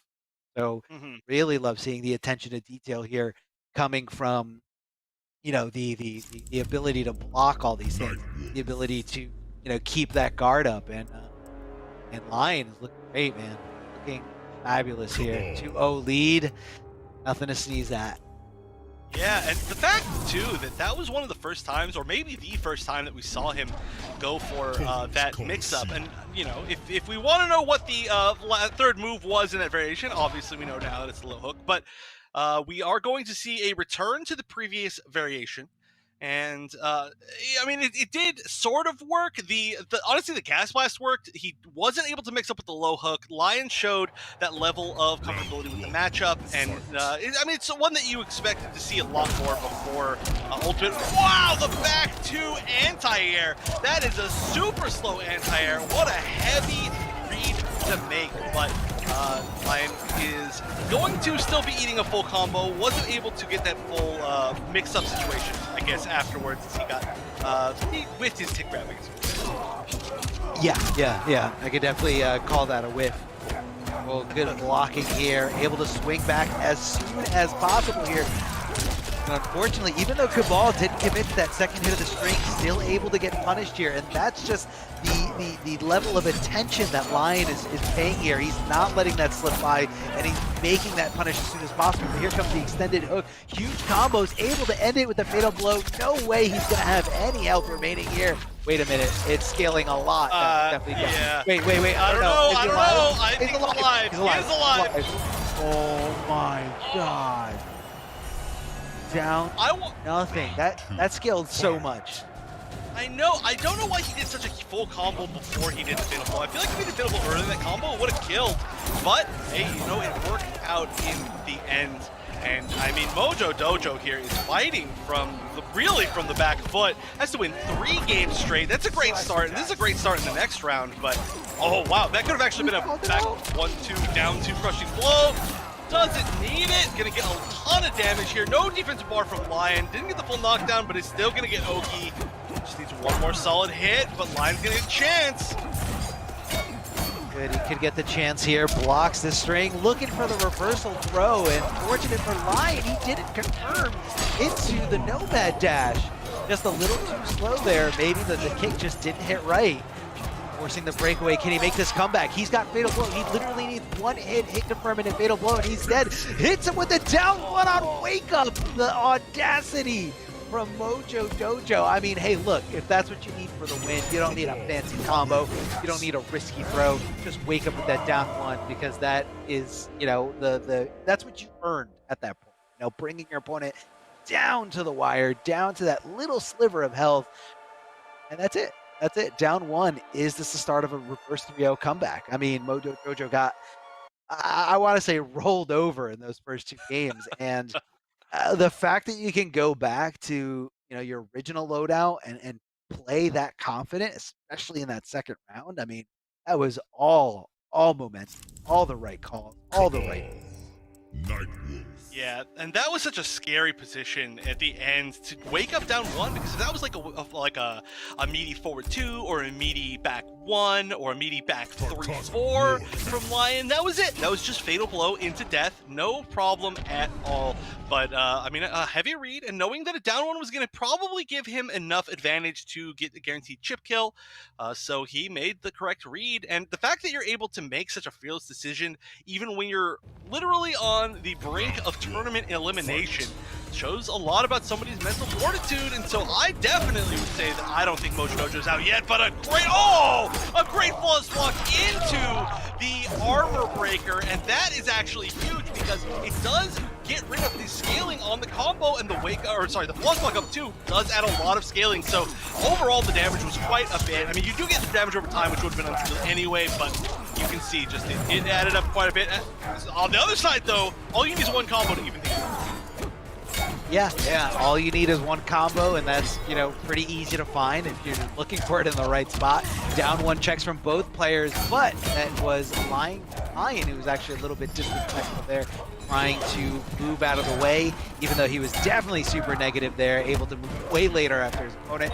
Big jump in kick does get challenged afterwards, as it does hit super high. You gotta pay attention to those, heights of those normal moves.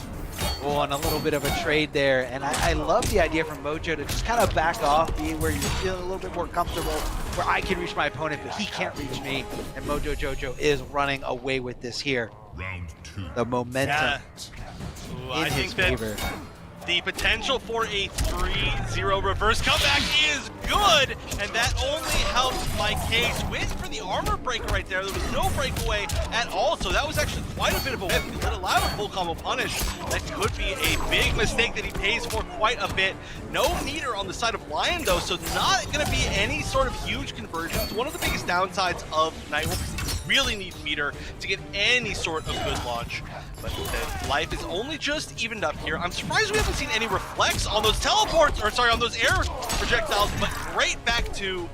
And now Fatal Blow available, so can get a big conversion, kept it unbreakable, and that's going to be another unbreakable situation where Lion is going to be put on match point yet again.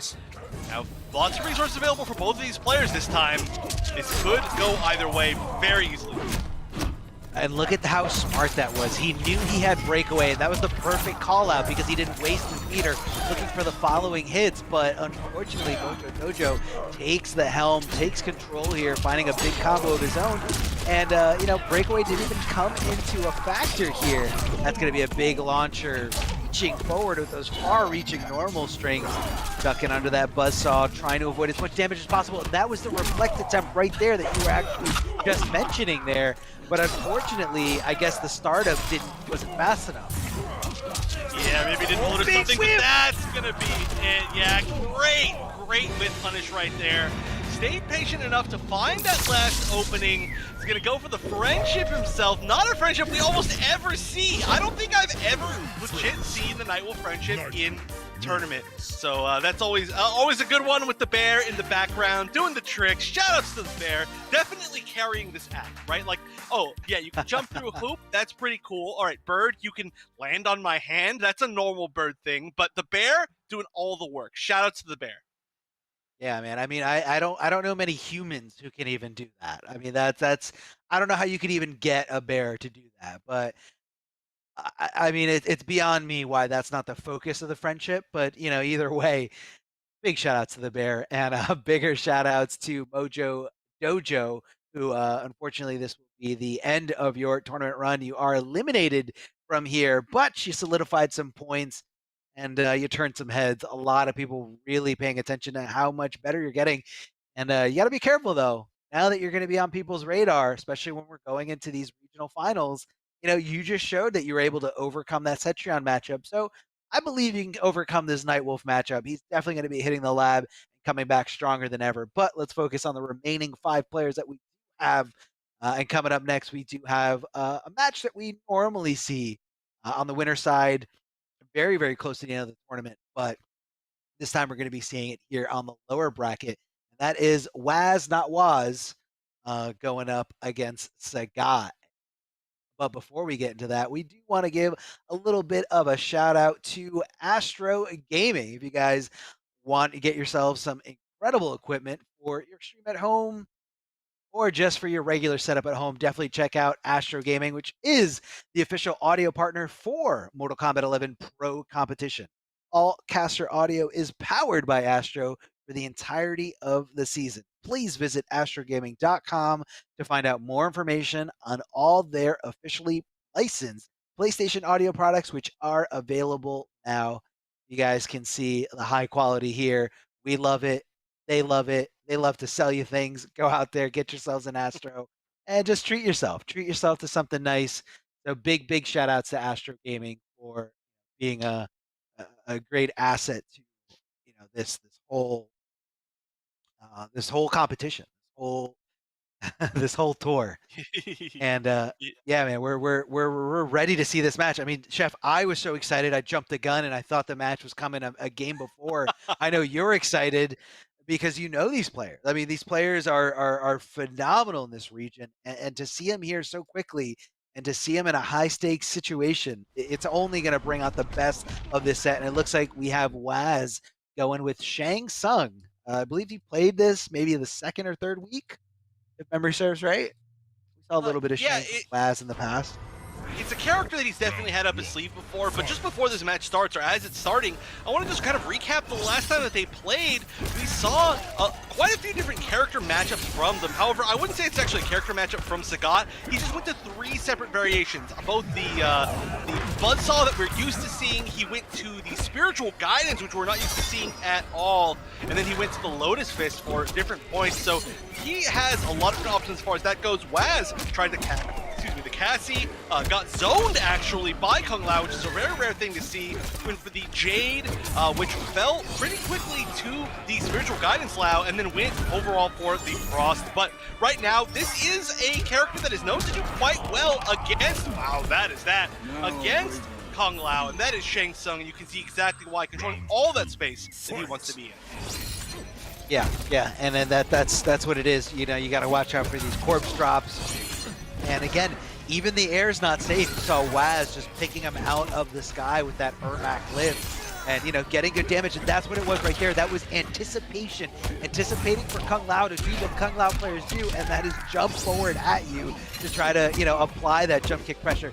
Good attention to detail here from Waz, deciding that, you know, back up because, you know, you don't want to be too predictable and you don't want to stay completely still when that Buzzsaw hat is threatening you, because once you stay still, that's when Kung Lao can kind of bully you with throws or hit you with some stagger pressure, a shimmy. Wait, what? Did the hat go the wrong way? That has to be intentional. That has to be intentional. That's such a good counter to it. So what happens is he does the hat, the lift puts you right there behind him, and then at that moment, the hat's like, oh, okay, so I'm still to the right because Shang Tsung is to the right of Kung Lao. I've never seen that interaction somehow, but clearly something that's been labbed, as we saw the reversal lift coming out from Waz, and I'd have to say he found a pretty damn good answer. That's definitely something that's labbed there, and like my jaw was on the floor when I saw that. I was like, oh, clearly this Buzzsaw is gonna hit him out of this, or at least go in the right direction, and it didn't. It was kind of like it was a cross up. So it doesn't. The proximity is always on the, and this is kind of something that's true in a lot of fighting games. Have other elements besides the actual character, like a very slow projectile or like some kind of assist, or in this case, it kind of acts like an assist from, you know, some other tag titles, and the assist always references the position of the characters, not the position of the actual physical hitbox of the assist. So that was crazy to see. That was so specific and so meticulous. And again, I'm so impressed by the attention to detail there. Yeah, that is something that's really important, I think, to see from other players in the future. Buzzsaw has been a move that's been very difficult to answer, especially in some very particular matchups. So not only does this matchup tend to be pretty difficult for Kung Lao just in general, but if that's a specific answer that we get to see, I think that will maybe even drive it even more in that direction. But we are immediately seeing the switch to Spiritual Guidance and Z-Hat, which is such a cool variation. For those of you who aren't familiar with Spiritual Guidance, it is a stance that allows him to get some launches, to throw some non-projectile projectiles. There we go. That's a great follow-up from it. You can see why it's working out a lot better, a lot higher damage, greater ability to pressure, and yeah, I mean, that was a much different round. Round 2. Fight. I mean, after what happened to that Buzzsaw, I can definitely see why he like doesn't want anything to do with it, or at least wants to change it up a little bit. Love the cancel there, going to the other side, and Shang Tsung just taking forever to recover from those specific animations, and that's, you know, the drawback of having all that flair, and he's definitely a very high flair type of character, a lot of style behind all his animations, you know, but again, very, very active throughout most of it. Getting that buzzsaw and then connecting that low little stomp there, as we can see the ground pound coming from Kung Lao. But there he is, of course, not sitting still at that range. Waz just trying to do as much as possible, but unfortunately in a world of hurt, swings the whole ring. But Sagat kind of taking a breather, just saying, you know what, I don't have to risk anything. I'm just gonna back up, try to demoralize my opponent as much as possible here. And he ties it up, honestly, no problem. I mean, that game was all Sagat, man. In full control, Yeah. Kung Lao, Kung Lao, Kung Lao. Yeah, I mean, this is something, it's very similar to what we saw in the last set between these two at the grand finals of last month, where even if a character is a really good counter, proven counter against one of the variations that Sagat has, he's going to have all of the other options. He's one of those players who has just spent so much time mastering the character in full, you know, not just, I mean, even some players, like, they'll go as far as to learn 2 variations, but he has learned 3 strong variations. And the fact that he's gone to spiritual guidance is such a rare, really like move to see at all. Of course, one of my favorites to watch in the game, but the fact that he's been able to find some real usages for it is amazing. And we are actually seeing another variation switch here, of course, from Waz this time, as Sagat has to stick with it. But we're seeing ground eruption come out. Gonna be a much stronger zoning game coming out from Waz this time, and we'll see if the spiritual guidance projectiles can counter it. Yeah, let's see if he can do it here. Again, this is a completely different type of character. I mean, again, some characters are just like slight little tweaks depending on what you equip. Shang Tsung is definitely not that character. That smoke shake pretty much defining him and really shutting off the ability to throw out any projectiles for Kung Lao, which kind of give the option for Shang to throw out his own here. Or drop from full screen. Yeah, we're seeing a pretty decent like trade situation here as far as projectiles so far, but finding those final hits is going to be the real difficult thing. And here we go, we can see right there, a little bit too early. So when you use a projectile, you actually duck, and you can see it does a lot of damage, 111. So that will be taking more damage than pretty much, well, I guess not an amplified corpse drop. But it's definitely going to be really good in that trade. And now Fatal Blow available. Not a lot of life left, though. You're probably not even going to be able to get through, a projectile. And so it's just a few wrong reads. Honestly, maybe Sagat could even stay a little bit more full screen than he was. Once he got into the ground eruption range, he was taking a lot more damage. Yeah. But again, he wants to get in because he's, trying to play around that smoke shake. That smoke shake did a lot for Waz there. Good armor break, goes for the throw, but Waz letting go of block at just the right moment. Unfortunately here, that quick recovery from the forward roll. Sagat taking a huge chunk of damage out of Waz. And Waz is in trouble here, down to life support. No, not even. Completely dead. What a conversion here, taking over 30% of that remaining life bar. Waz didn't even get a chance to try to utilize that fatal blow, and he definitely didn't have a chance to break away, as he didn't have enough bar on the defensive side.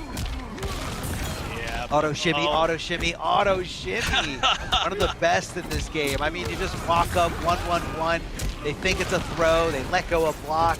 And, it's safe. It's safe. It puts him in a good spot. What an anti-air here. Waz whiffs that stand 1, but then says, you know what? I'm going to wait. I'm going to hit the next opportunity, the next conversion. And what a late smoke shake there at the end. Uh-oh. Can he take it again? Can he steal this whole round? Oh, hits the overhead. Yeah, no punish. That is big. Oh, okay, he's going to be safe here. He's got an opportunity. He needs to just not let Waz get out of this corner. All right, gets the grab. That's a great start. He does have Fatal Blow, so he only really needs like maybe 2 more conversions if he can get them solidly. The pushback. He's going to get pressure again. The cancel. One more grab. Now all he needs is 1 conversion into Fatal Blow. Just needs to find the hit. Oh no, the jump in. Oh, down 3. Fatal Blow. 1 an attempt, but he's not out yet. Blew it. Waz blew the opportunity. Oh, jumping over to the other side. Waz finding that jump kick. But yeah, that's very specific style or punishment attempt there from Kung Lao. If you try to punish a little too early, when you block his fatal blow, he's still technically airborne. So sometimes you gotta just take a quick little breath, wait a little bit longer, but not too long, because you don't want him fully recovering and being able to block your punish attempt. But yeah, that happens if you swing a little too early, and that's what Waz went for. He tried to punish as best as possible. But again, sometimes you forget. Like they're very specific things. There are certain fatal blows that hit his overheads or lows, and again, there's certain fatal blows that are almost impossible for some characters to punish unless you're a god. And Kung Lao, that specific thing is all about timing. Gotta take a little bit, take a second. And Waz knows the mistake. Like obviously, Waz knows a lot about this game. One of the best players, not just in this region, but in this world. And he knows that mistake, but fortunately enough, able to pick up the pieces in that scramble situation. And Waz on match point here just needs this game, and he can continue on this tense bracket. Yeah, but I mean, that was such a scary position. Being in that corner, Sagat really had the opportunity to make the comeback. It was just down to the fact that he went for that large risk that could have won in the game. It was really like a win or lose scenario, and it's just one of those once-in-a-set attempts. It didn't work out for him, and now he's going to have to play from the back foot. Also, in the back foot from this round alone, as the chip damage is added up to so much. But here we go again. Going to get an opportunity to kind of pressure in the corner if he can get there. Oh, great anti-air. Super ready for it, and I don't think there's a great way that we're going to see Sagat, get out of this. I like the fact that he teleported, because at least he's going to steal back the center of the stage and not get rid of all the progress he made walking in slowly. Yeah, you want to cut off as much of the stage as possible, especially, character that, look, has these full screen options here. I mean, Chef, you said he might want to play it a little bit farther away, but that smoke shake is even, like, discouraging me from seeing that type of play. And, we know Kung Lao. Kung Lao hits hard, hits like a truck, and, that's why Sagat is just trying to, get in there, get that damage. But Waz's defense is just too impeccable, too good, and too on point right now. Yeah, I mean, on the bright side, the spiritual guidance projectiles are not considered projectiles, which is a really big boon in this situation, but he's just not able to find a good time to really use it, and it's very understandable, right? There's just there's either going to be corpses from above or fireballs from below, and it's just running away. This is looking tough. Yeah. Very, very tough. Not a good situation here. And again, auto shimmy, no problem here, right up to him. And Sagat is unfortunately going to be eliminated from this tournament, as Waz displays one of the grossest fatalities in this game. I mean, being disemboweled by demons. I cannot, very few fates I can think of that are worse than that. That was disgusting, but that's why we love the game. That's why we love you, Waz. Despite how gross this is, this fatality always reminds me of when you're taking a shrimp out of the shell. That's exactly the feeling that it is to me. When they just pull the skeleton out, it's like when you have like a shrimp and you're just like, and you just get the full thing out and you're like, nice, one piece. That is, I just cannot not think about that, because how do you even do that to a human, is pull their whole skeleton out of their body without ripping out like everything else? It just doesn't make any sense. He turns them into a shrimp. That's got to be the answer. Yeah, that's true. That's true. Now you just ruined shrimp for me. I hope you're okay with that, and I hope you ruined shrimp for a bunch of other people in the chat. But no, that's a great way. I feel like you're thinking about shrimp when you see this fatality, but now when I eat shrimp, I'm going to be thinking about this fatality, and it won't be able to get out of my head. So why don't we recover a little bit, Chef? Why don't you tell us a little bit about PS4? Oh yeah, PS4 shout-outs.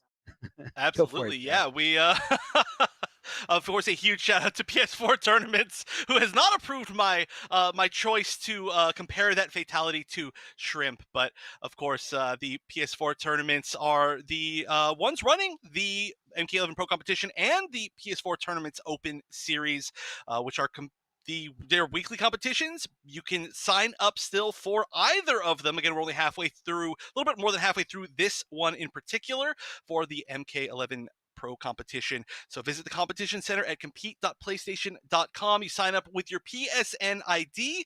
It's very, very easy, and then everything else is from your console. It tells you when you have an opponent, who you're going to play. It automatically records the score for you. It's all very simple, and that's what these players today did to get to where they're at. So, of course, thank you so much to Sony for honestly for putting on so many of these tournaments. It's very, very cool.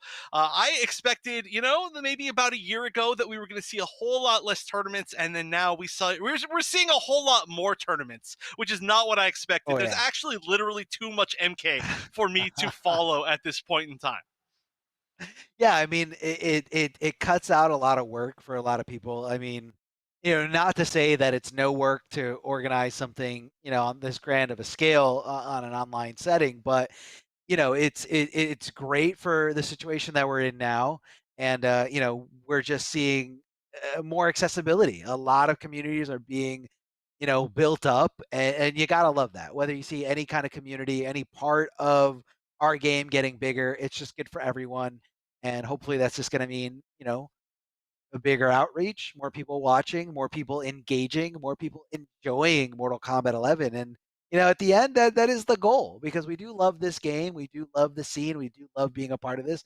Me and Chef are here out of the, out of love for the game. We've been doing this for a while, and we just want to see more. So get out there, do your part, get involved, make some friends, and just make this a great place for everybody, and try not to be as toxic as some members, because it's I mean, I know it's fun. It's fun. I'm not going to sit here and deny and say that being toxic is not fun, but it's all about building up the community. It's all about making friends and having a good time. I mean, we do love this, and we can't wait to see more of how this unfolds. And I'm really excited to see how the regional finals unfold here in the pro competition. We have a lot of regions being represented here, and we get to see again everybody playing in their comfort, everybody playing for some really nice prize here for considering you're playing Mortal Kombat 11, you're making some money, you're playing, you're getting out there, getting in the spotlight. And hopefully, we return to a world where the offline events come back. But of course, we got to be safe. We got to be safe. And that actually reminds me, there was a specific shout out from one of the players. I believe it was Waz. So I can absolutely double check that. But I want to say Waz said shout outs to Australia for introducing offline events starting as soon as next week. Oh, Australia has been killing it. I'm so jealous. I'm so jealous. So Australia has been killing it. You want to hear how? Oh no. Okay, so we do have a disconnect. We of course we were setting up this lobby, which is why we've been talking for a little bit, and we got to have Dad Arma give that very touching speech. But you don't want to know what really hurts is I have a friend in Perth. In Australia, which is like a little bit more out of the main area, and they never really stopped locals because they had such good control, and that hurt my soul to think about. But yeah, hopefully, I mean, this also hurts my soul to think about. But hopefully we'll all be getting back to normal soon. I actually just scheduled my first vaccine appointment, so I'm very, very excited. That's awesome. Pretty soon. Yeah, I know. I'm super pumped. But yeah, I mean, we talked about it before, but I miss all these players, man. It's been so long since I've seen everybody in person, and I mean, not just the players, of course. All the commentators out there too. I miss all of y'all, and it's great that we do get to have these connections and hang out. I mean, honestly, we rarely got enough chances to commentate together back when we were meeting at events, right? Like, it was just certainly not enough. So I'm super pumped that we've been able to do a lot of these together. I've been able to do a lot of stuff with like Ketchup, who I never really got to commentate with like more than like one time at like a local, because obviously he lives on the other side of the world. So despite the fact that I do hope that of course we get a lot of offline stuff back, I'm still super appreciative of what we've got here. So we're setting up this lobby. It looks like maybe the spectator got kicked out, and we are having the players play their first match through. Of course, we are going to prioritize the tournament integrity, even if unfortunately we don't get to watch the match, which is of course going to be a bummer because this is our winners finals. So just to talk about the winners finals a little bit more while we're waiting for them to play it out. Unfortunately, it happens, right?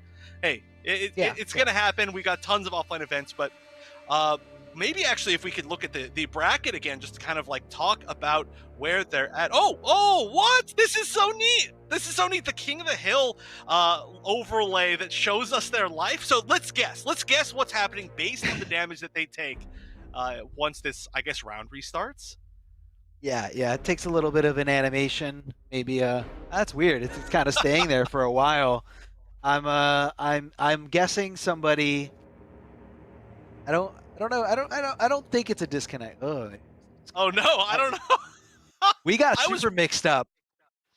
I was really looking forward to that. Maybe that was it. Maybe that was over. Maybe that match was like 20 seconds long. And maybe it that was a was. fatality. It was. Maybe that was a fatality that was happening. And, you know, that's why it took a while. They had to wait for the fatality to come out. I'm just kidding. Imagine fataling someone when you're not even playing on stream. How much of a jerk would you feel like? That would be like a real BM statement, though. Like, you're like, oh, yeah, I'm going to make you wait for this while the stream waits for our match, so enjoy that. But I'm not sure who won. That looked like it was a Vegeta win, right? I think. Yeah. I want to say the left bar won. Yeah, Cool. Vegeta. We got confirmation. Vegeta won that first one, but right now, Gilbags looking incredible. Good hit confirmed here, and displaying this incredible execution here. These flawless block, very offensive style there for the flawless block. Going for it right after you're done with a string, anticipating a specific timing.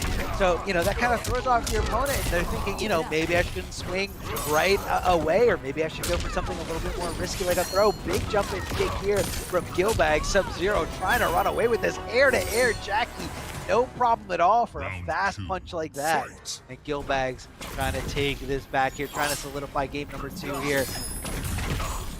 Ooh, all right, but there's a lot of damage over time on the floor. This is a very scary situation. You know that old, like, the floor is lava thing? The floor is literally lava when you have all of that damage over time on the floor. Nice, lands the overhead, quick breakaway. You can actually get some guaranteed damage even off a quick breakaway from that. We just didn't see the jump 2 come out. I think it's jump 2 down 2 for like 300 damage, even on breakaway guaranteed, which is pretty nice. But didn't see it. Didn't see it, and now Vegeta's got a great chance in the corner. Getting a little hasty there. Didn't want to block anything, but hold on, he can't make this comeback. I'm actually surprised that he backed off, because that DOT was going away just in time to not kill him. But because he backed off, that gave Jackie the breathing room to throw another one down on the ground, thus solidifying her win there. So I think that was the wrong call, but it was hard to say with so many things happening in the heat of the moment. Yeah, I can certainly see why that last match, which was, I mean, great for us, right, because we had to talk for a while unfinished, but why that last match was like 20 seconds, because this round is only like 10 seconds, and this is almost over. Just needs to find one more hit, and that's going to be guaranteed chip. And yeah, this is a very fast set. I thought it was going to be fast just because it was one-sided, but it's not. It's fast because it's just going to be one person running away with the match, either on, on either side, really. And we did see that one round apiece going back and forth, and it was like a 30-second match, but now Vegeta up 2-0, and so it's going to have to be a lot of fast, dominant rounds from Gilbags. Yeah. I mean, he was able to get something on there, so you know he's capable of doing it. Like, if you're capable of taking a round without relying on something like Fatal Blow or some broken crushing blow, you are capable of taking, any game from someone. It all just comes down to, being able to outlast them, being able to outplay them in certain scenarios. And he's still in this. This is winners finals, so this is as tough as the opponents get so far for you. But you got to remember, this is the Jackie that knocked the #1 point leader of this region into the losers bracket. So this is a tough cookie. This is a tough opponent here. And, yeah, definitely nice going to be an uphill battle. Woo. Yeah, that was a weird way to do it, but hey, we take those, and that honestly does shift the momentum of the match in your favor at the start. Going to be a nice way to get that launch in the corner. Now this looks like the previous matches. Just going to need one more hit after this, and I wouldn't be surprised if it happens pretty quickly, especially with the damage over time. Oh, look at this live, it's just melting, and there's no way out, and now match point for Vegeta. Not fair. Not fair at all. I'm just going to call it. That was a really bad situation to be in. I mean, okay, I get it. Someone who's downplaying Jackie's going to be like, well, just don't get hit. She's got no mix. Hey, man, That was unfair. That looked really, really bad there in the corner. But hey, this is Jackie Briggs. This is a character that's available for everyone. And right now, she is running away with this. Gilbag's looking to get some kind of hits here. Maybe, no. And that was a nice flawless block there, just stopping any attempt to try to even go for offense. And I would guarantee that if that jump in did not get flawless blocked, that we were either going to see an overhead or a low just to try to get some things going here. But those were two extremely fast games, especially game number 3. I mean, he ran away with it, like ran away with it, deep and far, just gone. And we're going to be seeing Jackie here in the grand finals. And thanks to Bajiga. Bajiga looking awesome. I mean, right now you're on fire. You know, you beat Waz, you beat the #1 points leader. You're going to be feeling yourself. You're going to have, you know, that extra stride, that extra boost of confidence telling you that you can literally take, if you can take out Waz, you can take out anyone. And that's, you know, on top of that, Waz, like I mentioned before, not just a top competitor in this region, but I feel like a lot of people see him as one of the best in Mortal Kombat 11, especially, you know, beginning of Mortal Kombat 11, being able to, you know, go out to as many events as he possibly could. Again, you got to keep in mind it's tough to travel from this region to, you know, these North American tournaments, but it's you know, you do it because you love the game, and Waz is definitely in there for the love of NRS games, and you know, you see that with the detail, and I feel like this should open the eyes, open the doors here for Bajiga, you know, being seen as a really good player. This is not an easy feat at all, and he definitely deserves this spot here in the grand finals. You know, solidifying second place or better from here on out. That's a lot of points, Chef. Yeah, and honestly, you know, this is not just a match that says like, oh yeah, sure, you beat the best player in the region. Well, not just a match, of course, but you know, this tournament run so far for Bajiga, but also, you know, that is a rematch that they've had many times before in that exact spot in the bracket. So, like I said, that's got to be feeling good. And then, of course, this last match to have such a quick, dominant match. I mean, that whole set was quicker than some of the single games that we have seen in you know, this bracket and others, like without a doubt. Like that last game was literally like 30 seconds long. Definitely wasting no time here, trying to get out of here, trying to go get some food or something. But yeah, going into grand finals in winners is going to be such a big boon. And I mean, we'll see if it ends up being Waz, or we'll see if maybe Waz can go down again. And even if it does end up Waz, we'll see who the pick is. But yeah, just the Jackie play has been looking extremely clean today. And I think that there is a Sonya backup, I think, for that. But I think we're probably just going to be seeing the Jackie. However, now we're going to be moving down back to the losers bracket, where Waz will be taking on Lion, who's had such an impressive showing with the Nightwolf today. Definitely turning into one of my favorite players in the region for sure. I mean, I'm going to keep talking up how cool Nightwolf is. He's so sick when he's like super cool and he like stabs you in the like, I don't know, anything he does with the little knives looks really cool. It's really funny looking, but is going to have to go up against this zoning-based variation from Waz that we saw in the previous set for about half of it, maybe 2/3 of it. So we'll see if he can get through the Fireball Forest. Oh, and there it is. That's not where you want to be. You don't want to be at the helm, at the mercy here of Shang Tsung as he drops those corpses on you. Because once you get hit by it, you know, he's able to kind of position himself wherever he wants, whether he wants to go in for some pressure or just get some free chip damage with those rising skulls, those up skulls coming out of Shang Tsung. And right now he's just playing, you know, Super Mario Brothers. He's trying to get through this. And look at that. The first opportunity that he tries to go for that amplified shoulder check, Waz was ready to just challenge with stand 1-1, whether he was going to not amplify it and get punished, or if he was going to interrupt it between the regular hit and the amplified portion of that hit. You know, it's a win-win situation as long as you're on point. Yeah. Yeah, that can be scary. I mean, the funniest thing about Shang Tsung is that you do so well to finally get on Shang Tsung, and then you realize that he's got great up-close normals too, and you're like, wait a minute, I was supposed to be winning at this range. But it doesn't always go that way. You can take plus frames, nice just to back up. You can very rarely catch people just backing up after the plus frame mid-screen. It's a lot scarier in the corner. but he's going to get a big conversion here, and now he's going to have to make his way yet again through the zoning. Yeah, and that's a tough battle to get through here. Doesn't go for the flawless blockable string, instead goes for his stagger. And I don't know if this is going to scale too much. I want to say he might be alive at the end of this. We got a few more ninjas remaining here. Noob Saibot, the last hit, slamming and breaking his neck. Yeah, he's definitely still alive. And Waz knows this is a favorable position here. Trying to anticipate a shoulder charge. Hold on a second, though. Gonna amplify it for incredible Oki. What's gonna be the mix-up? Oh, he tries to go for the tick throw! Is that even a real tick throw? Does standing one tick into that? I guess it does, or he wouldn't have tried it, but great call by Waz to not get hit by that. And that does mean he's gonna take it. That was actually way closer than I thought it was gonna be. We saw him almost bring it all the way back at the end there. It just came down to one read that was honestly a really good read. I'm super surprised that we saw that duck there.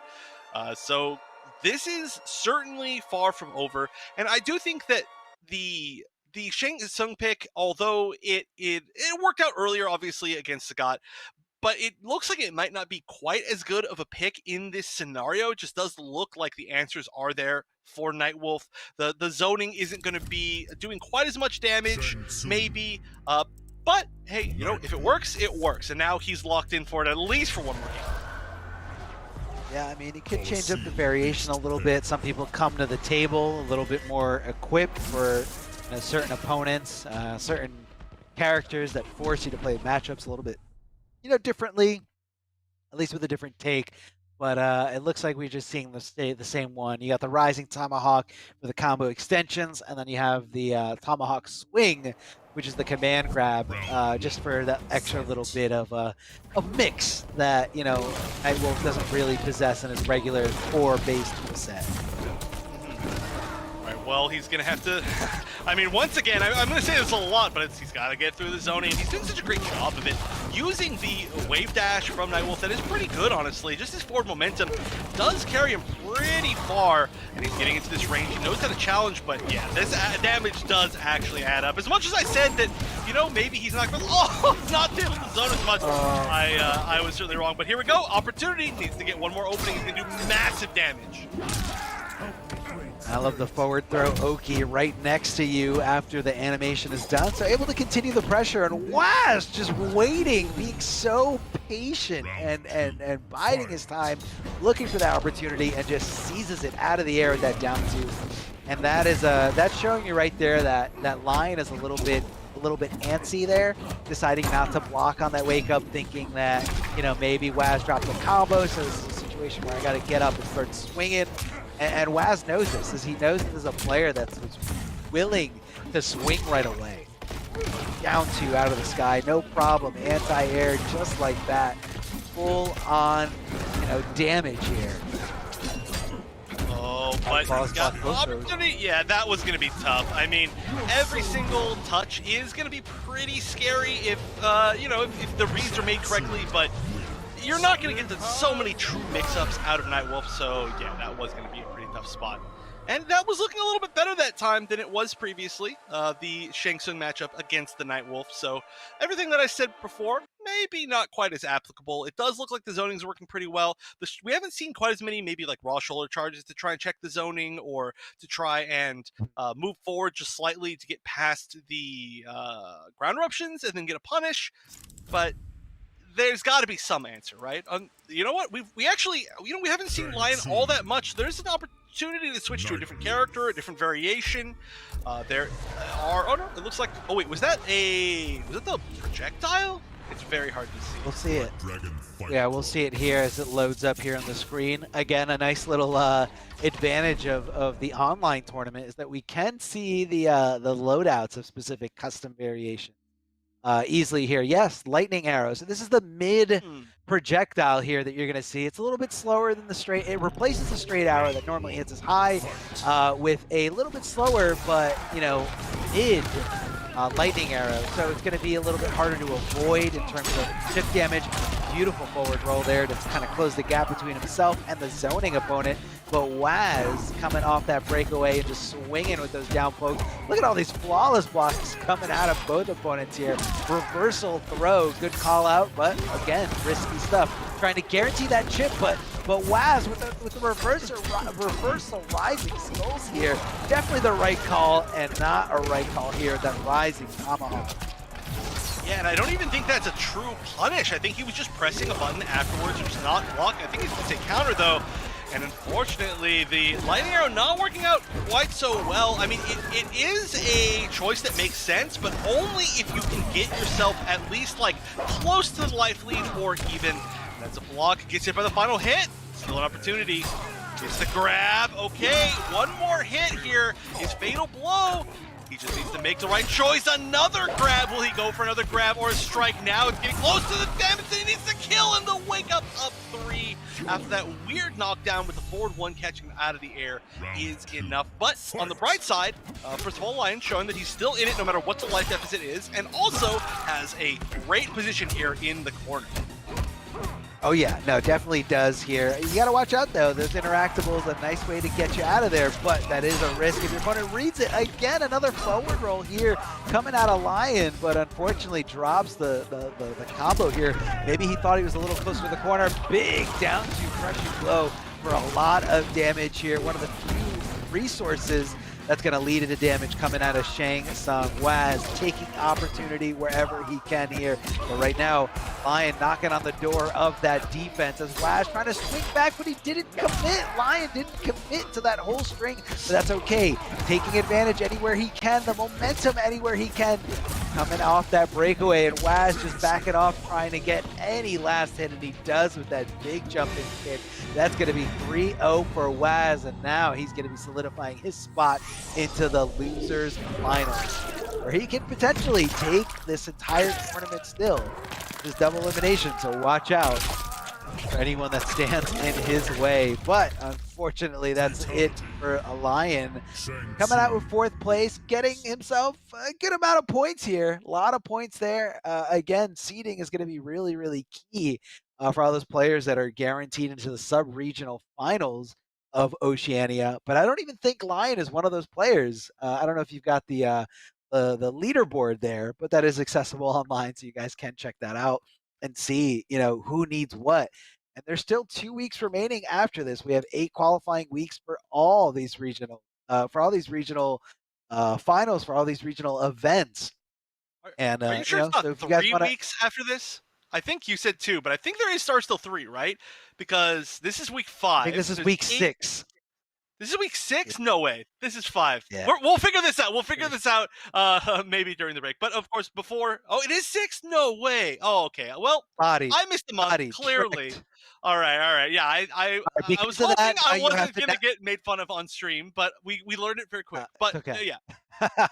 Now you have to do the merch. So Wonder Chef, why don't you tell us about the shirt? Yeah, there you go. Tell us about the shirts. All right. So, of course, you know, you can rep your realm, as they say. Buy yourself some merch for the pro competition.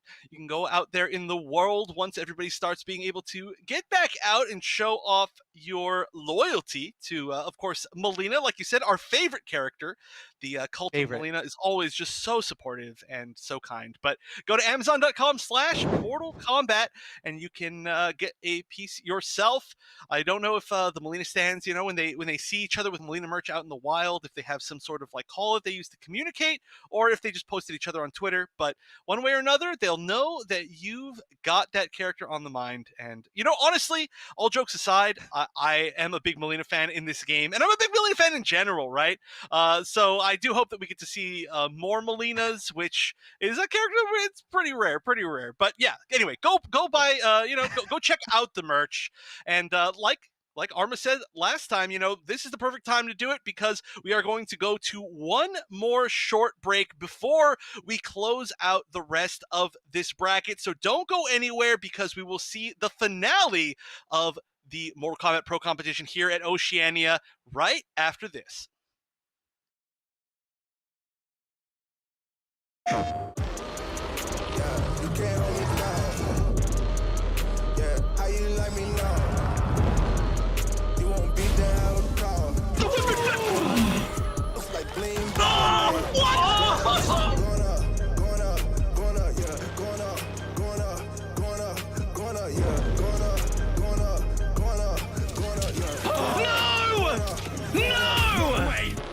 jokes, no gimmicks, just combat.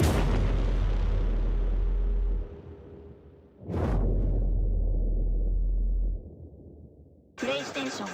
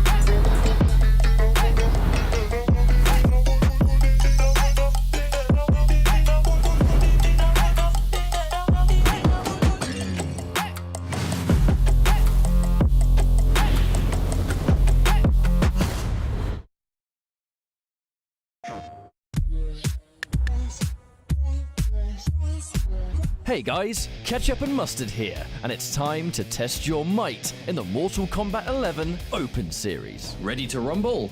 Power on your PlayStation and head to the Events app, filter by type, and select a convenient date and time. Boot up MK11 and locate the PS4 Tournaments menu option.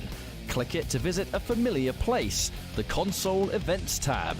Sign up and prepare to play. Once registered, you can view your tournament details and check-in time. A notification will remind you to tighten your black belt and get over here for your match. Continue combat in the open qualifiers to close in on the competition. Thank you for watching, and we'll see you in the tournaments.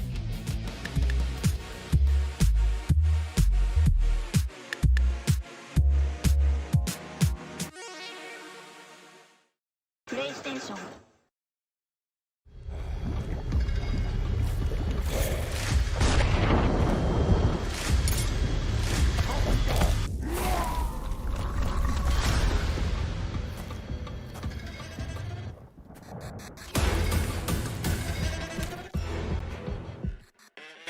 Who are you? I'm your worst nightmare.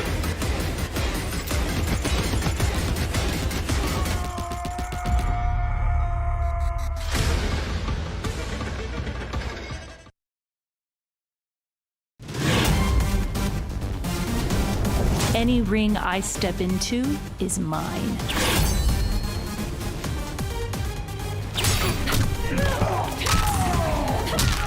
End of the line. Then this fight is now personal.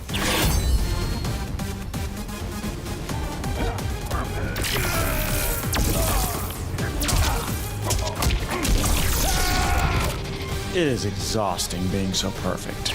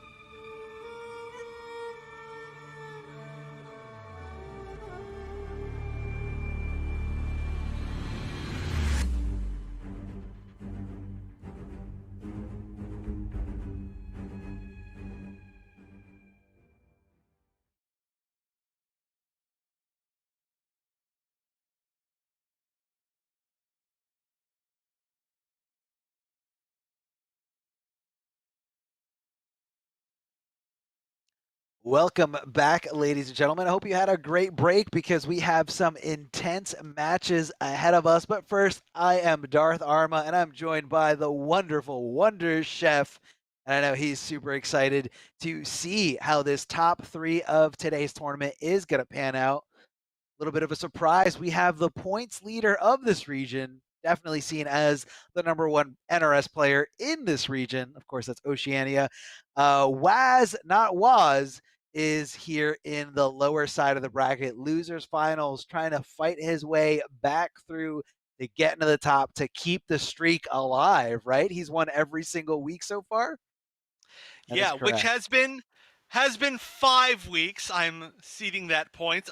Unfortunately, time is an illusion to me now, and I'm not able to keep track of whether months have passed or simply days have passed. So I need people to tell me, and that is what happened. So yeah, we are now on 5 wins in a row for Waz, and he's looking for his 6th. And of course, he's going to be looking for 8 and then a regional win, which is getting closer and closer. We're talking over the break about how soon that's going to be. So he's got to win this one if he wants to keep that streak going, and it's not going to be easy. Like you said, already knocked into losers. Now he has to win both the losers finals, which is going to be against Gilbags, who he has not played yet in this bracket. However, it's always scary to play against a good Sub-Zero. Then he's going to have to make it all the way back up into the grand finals, reset it, and then win again. But is this a real pick, or is he just highlighting Sub?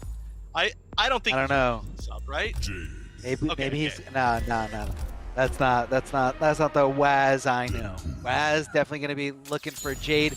Now this is a little bit scary if he is picking a more zone heavy loadout for Jade, because Sub-Zero's Ice Ball, Amplified Ice Ball, going to be eating through a lot of it, but I don't even think he has it equipped here. No, he's got Creeping Ice, Rising Ice for the combo ability, and Polar Axe throw, which you can only throw in the air for a little bit more, I guess, of a zoning flair for Sub-Zero. So maybe this Jade pick is going to be, you're not going to be worried about that, but you are going to watch your feet either way. Here comes that high intensity slide. Hits low, but definitely punishable on block, as we can see right here. Yeah, I love the reaction to Gilbags being very, very ready immediately to deal with the glow, which, like you said, is going to put a real damper on his ability to control the full screen game. But, of course, we also do see the fact that we've got stuff like Rising Ice, which is going to not really care about a glow, and, well, I don't think at least, but the damage could add up regardless. Oh, but a full conversion into Fatal Blow. I think this is enough, but I am always terrible at making the right call. Hey man, sometimes you get them, sometimes you don't. Oh, and that was just enough there. The final hit, able to seal the deal here. And Waz taking a great lead here, taking that first round thanks to that fatal blow. And look at that. Look at how it kept his, his Sub-Zero in the air a little bit longer. That jump trajectory. Oh, got past it, but didn't go for a punish. Instead, just went for a regular down one check. A very unfortunate, huge missed opportunity for Killbag. And he is so good at that. So good at swinging and then offensively going for a flawless block to just kind of get that little damage. Get your opponent thinking, you know what, maybe I shouldn't swing at the soonest instant that I can because it's a little too predictable. Big jump and kick from Waz, able to teleport over the other side thanks to that amplified portion of the Nitro Kick. Getting hit there with the overhead, maybe some help thanks to the spiking ping here. What is going on? Big jump and kick, and Waz able to, oh, beautiful punish there. He didn't amplify it. He was trying to get tricky. He was trying to get tricky. He was, yeah, that was dirty. That was dirty. Yeah, and at the end right there, that was what I was talking about earlier. And the thing with Killbag's missed a few times. Even if your opponent breaks away off of Rising Ice, you get a lot of damage. And that's one of the main reasons why we see people pick it, is that it baits people into breaking away while you're still going to get maybe 300 damage. And so at the start of this round, we saw Waz with no defensive bar. He is pulling it back slowly, but the opportunity was there for it to be a very quick runaway round. However, a bad hit confirm into that ice ball, and could have been a little bit, well, maybe not. I was going to say more of a punish, but that's one of the downsides of Jade, is that she's not going to get gigantic punishes from a lot of situations. Yeah, no, definitely. Versus like a character like Baraka that has gutted equip, you know, she's not really going to have much of an output in terms of damage. So, you know, you can get a little riskier because you know that if she guesses right on the overheads, on the crazy slides from downtown, it's not going to be too much. But she does have the ability to keep you in these guessing opportunities over and over again, you know, leaving you in a standing position. But either way, those two air ranks are going to connect no problem. And Waz going to be taking the first game here in the losers finals.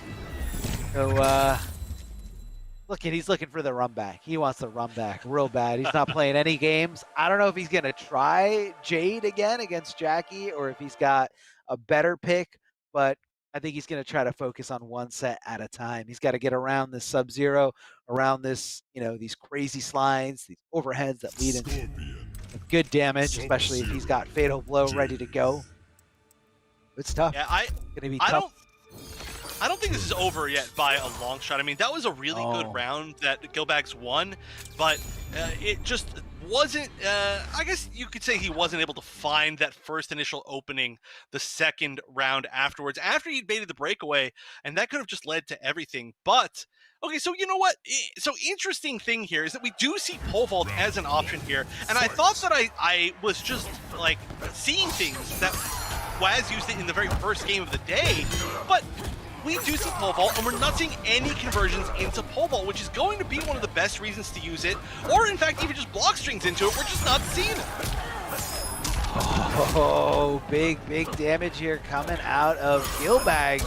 I love the pressure there, waiting for, you know, recognizing that Jade is in a blocking situation and just kind of taking his time with the throws, not really throwing it out immediately because he doesn't want to take a big risk, just kind of confirming that, all right, he's holding on the block, so here comes the throw to try to break that defense.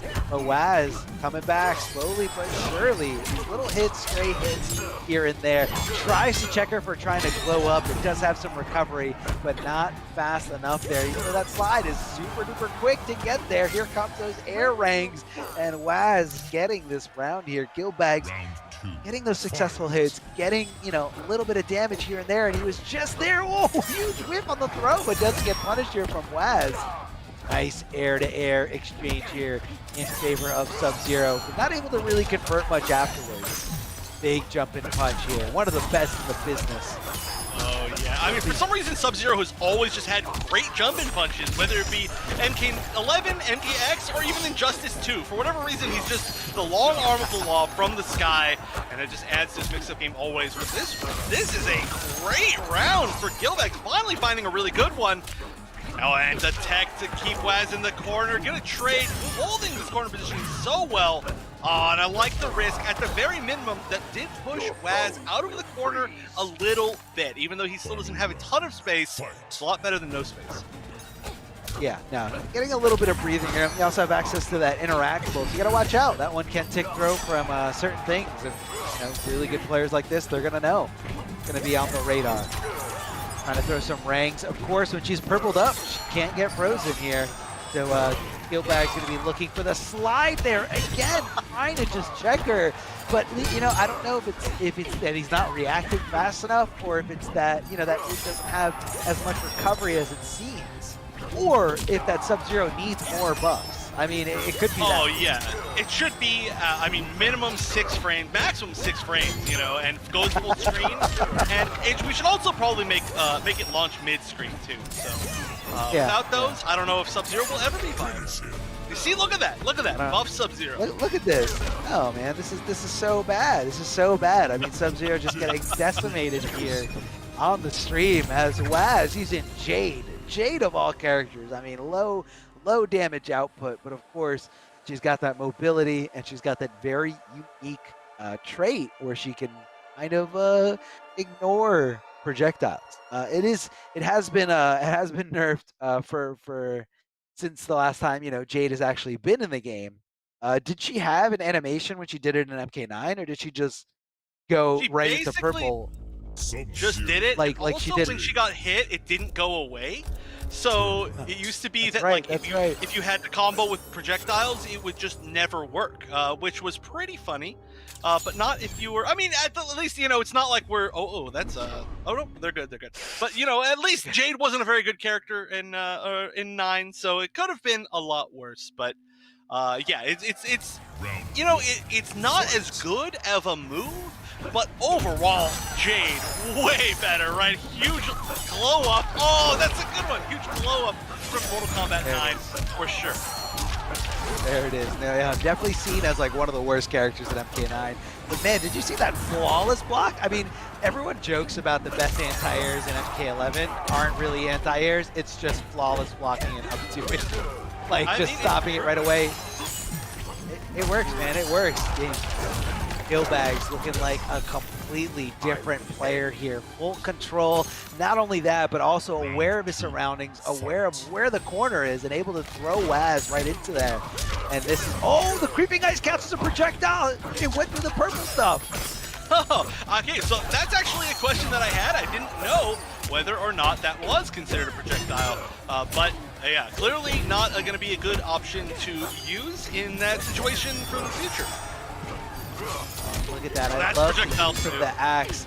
Oh, yeah. Love it. Just to kind of, add a little bit of the mobility that you don't usually see from Sub-Zero. Tries to go for the overhead, but this is going to be a big punish, but that's okay. She hits you like a little fly anyway. Just a little bit of damage. Not too bad. Worth the risk, if you ask me. All right, so as this, I think, is undoubtedly closing out, I have to ask, why is Waz not using the pole vault? I mean, amplified pole vault in particular does a ton of damage, but even without amplifying it, it's great knockdown and does more damage than any of the other follow-ups that Jade's going to be really able to use. Plus, I mean, if you pick it, why not use it? And getting that extra damage could be a huge boon in this matchup where you're obviously fighting back a ton of damage from these mix-ups. Oh, great block right there and punish. But yeah, I just am so curious why we've seen one single pole vault in this entire set. Yeah, and I'm a little curious as that as well. I mean, I guess the downside of the pole vault is that, it knocks him down, giving him options for, wake up of 3s, up 2s, delay wake up. So I think Waz is just trying to get a little bit more control, leaving the opponent in a standing position so he can loop pressure it over and over again. Tries to go for that breakaway, but that crushing blow, but here comes a crushing blow of Waz. But unfortunately didn't get the follow-up here. Maybe anticipated a breakaway. Able to swing right away there as Creeping Ice did not get amplified. And just a little insult to injury here. Waz forcing the opponent to watch this Fatal Blow animation. And I think this is probably the most disrespectful thing you can do to someone in Kombat League. Obviously these guys are friends and they know each other, so it's okay. But if you run into someone in Kombat League and they do that to you, I'm going to give the official word. That is the most disrespectful thing to do to someone, just because it's just so trolly to force them to watch that fatal blow animation. But that was a swift 3-0 in favor of Waz. And we're going to get the run back here from our first match. The first match of tonight becomes the last match of tonight. A lot of talent there in that upper part of the bracket. I don't know where it is. Upper this way. Yeah, upper that way.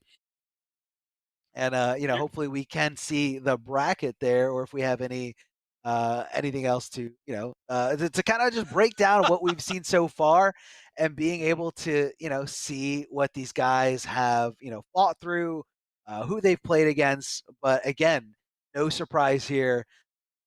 Another repeat grand finals with Waz inside there for potentially winning this and trying to continue that streak. But before we do continue on, I just want to give a big shout out to Astro Gaming, of course, providing so much for this tour. We cannot thank Astro enough for being the official audio partner of the Mortal Kombat 11 Pro Competition. All caster audio that you guys hear is powered by Astro for the entirety of the season. If you guys want to check out more Astro Gaming products, all you guys got to do is go to astrogaming.com to find out more information of all their officially licensed PlayStation audio products, which are available now. Go, go, go. Definitely check out that merch, check out that product, check out everything we're talking about. And here is the bracket we've been waiting for, Wonder Jeff. Oh, yeah. And, you did say no surprise about the grand finals, but really the surprise is that Waz is not the one in the winner's side of it. Of course, like you said, a full circle, right? The first game of the day, 3-1 in Bajiga's favor against Waz.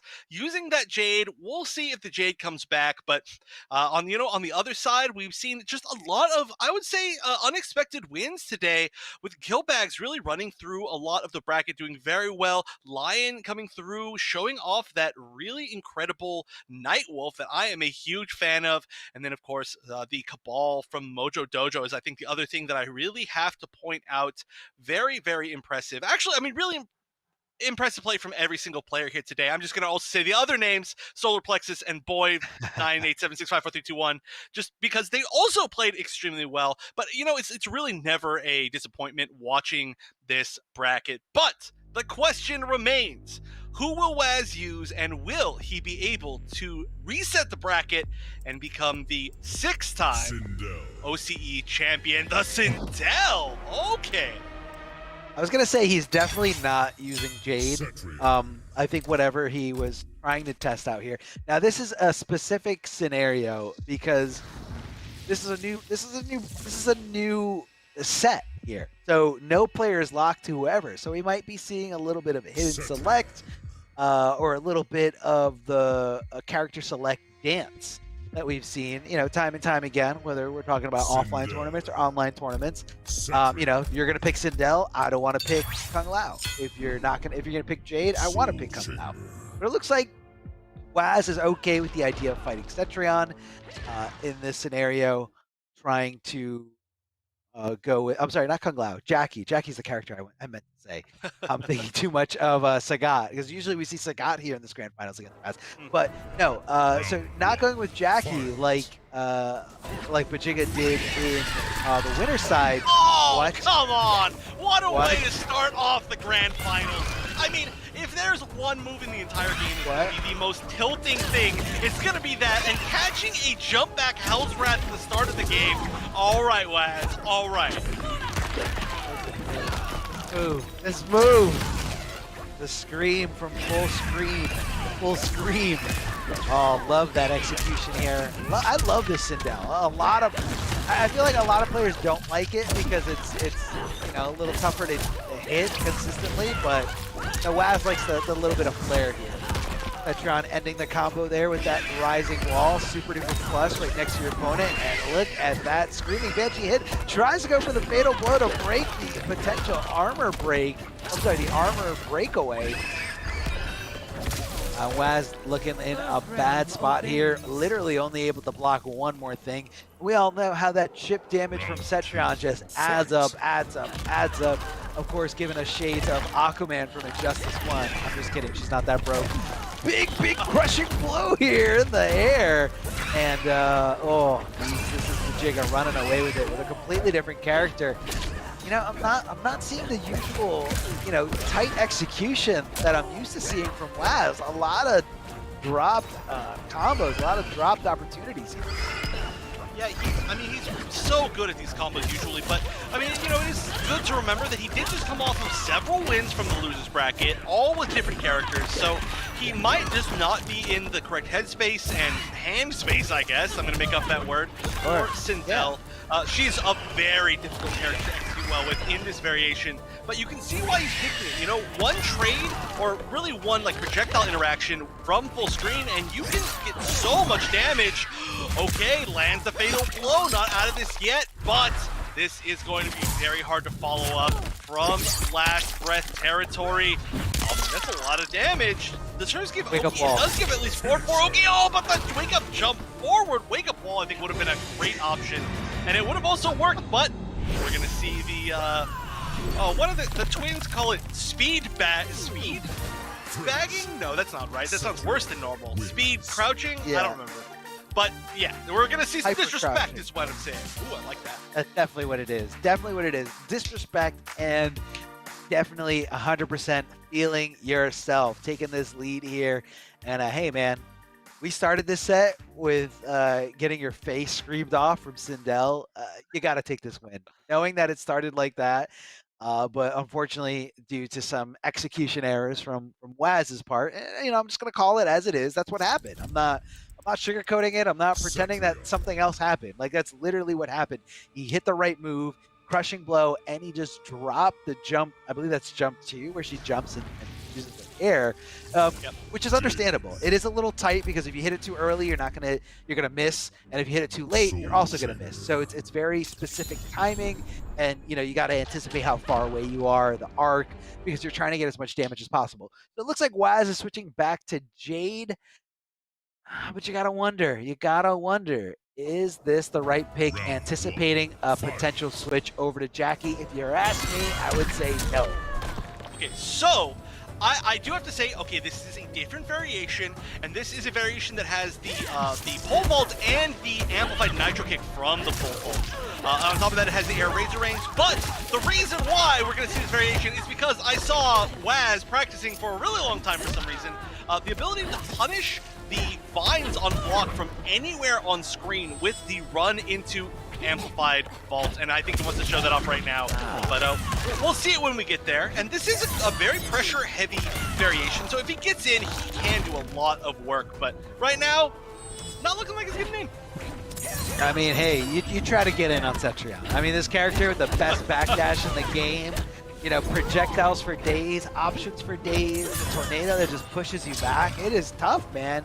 It is tough. But hold on, that purple stuff going to be aiding her a little bit either way. And I love the switch up in mode here from Vegeta. Able to kind of switch it up. As soon as that purple stuff's active, he's like, all right, I know what I got to do. No more zoning. I'm going in. Yeah, and this is not looking like the pick is playing out like Waz wants. This is getting closer and closer and closer to... Oh, that's a big punish. Okay, so right as I said that, and he's going to go for the corner combo. Very nice with the simple one that is going to be the armor breaker. But yeah, that is a good start to try to make things back. Oh no, this is not a good start though. We get the full dash forward, going for the 4-2-3, which is slightly less damage than standing forward, but wants as much corner carry as possible. So it is a very good strategy.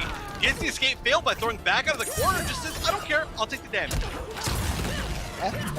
Not too shabby at all. Tries to hit the nitro kick, but a big whiff right in front of Cetrion. Not a good idea here in this scenario. Top level play, 100%. Nitro kick to try to get that flawless block gap to expose itself, or the flawless block attempt to expose itself from Vegeta.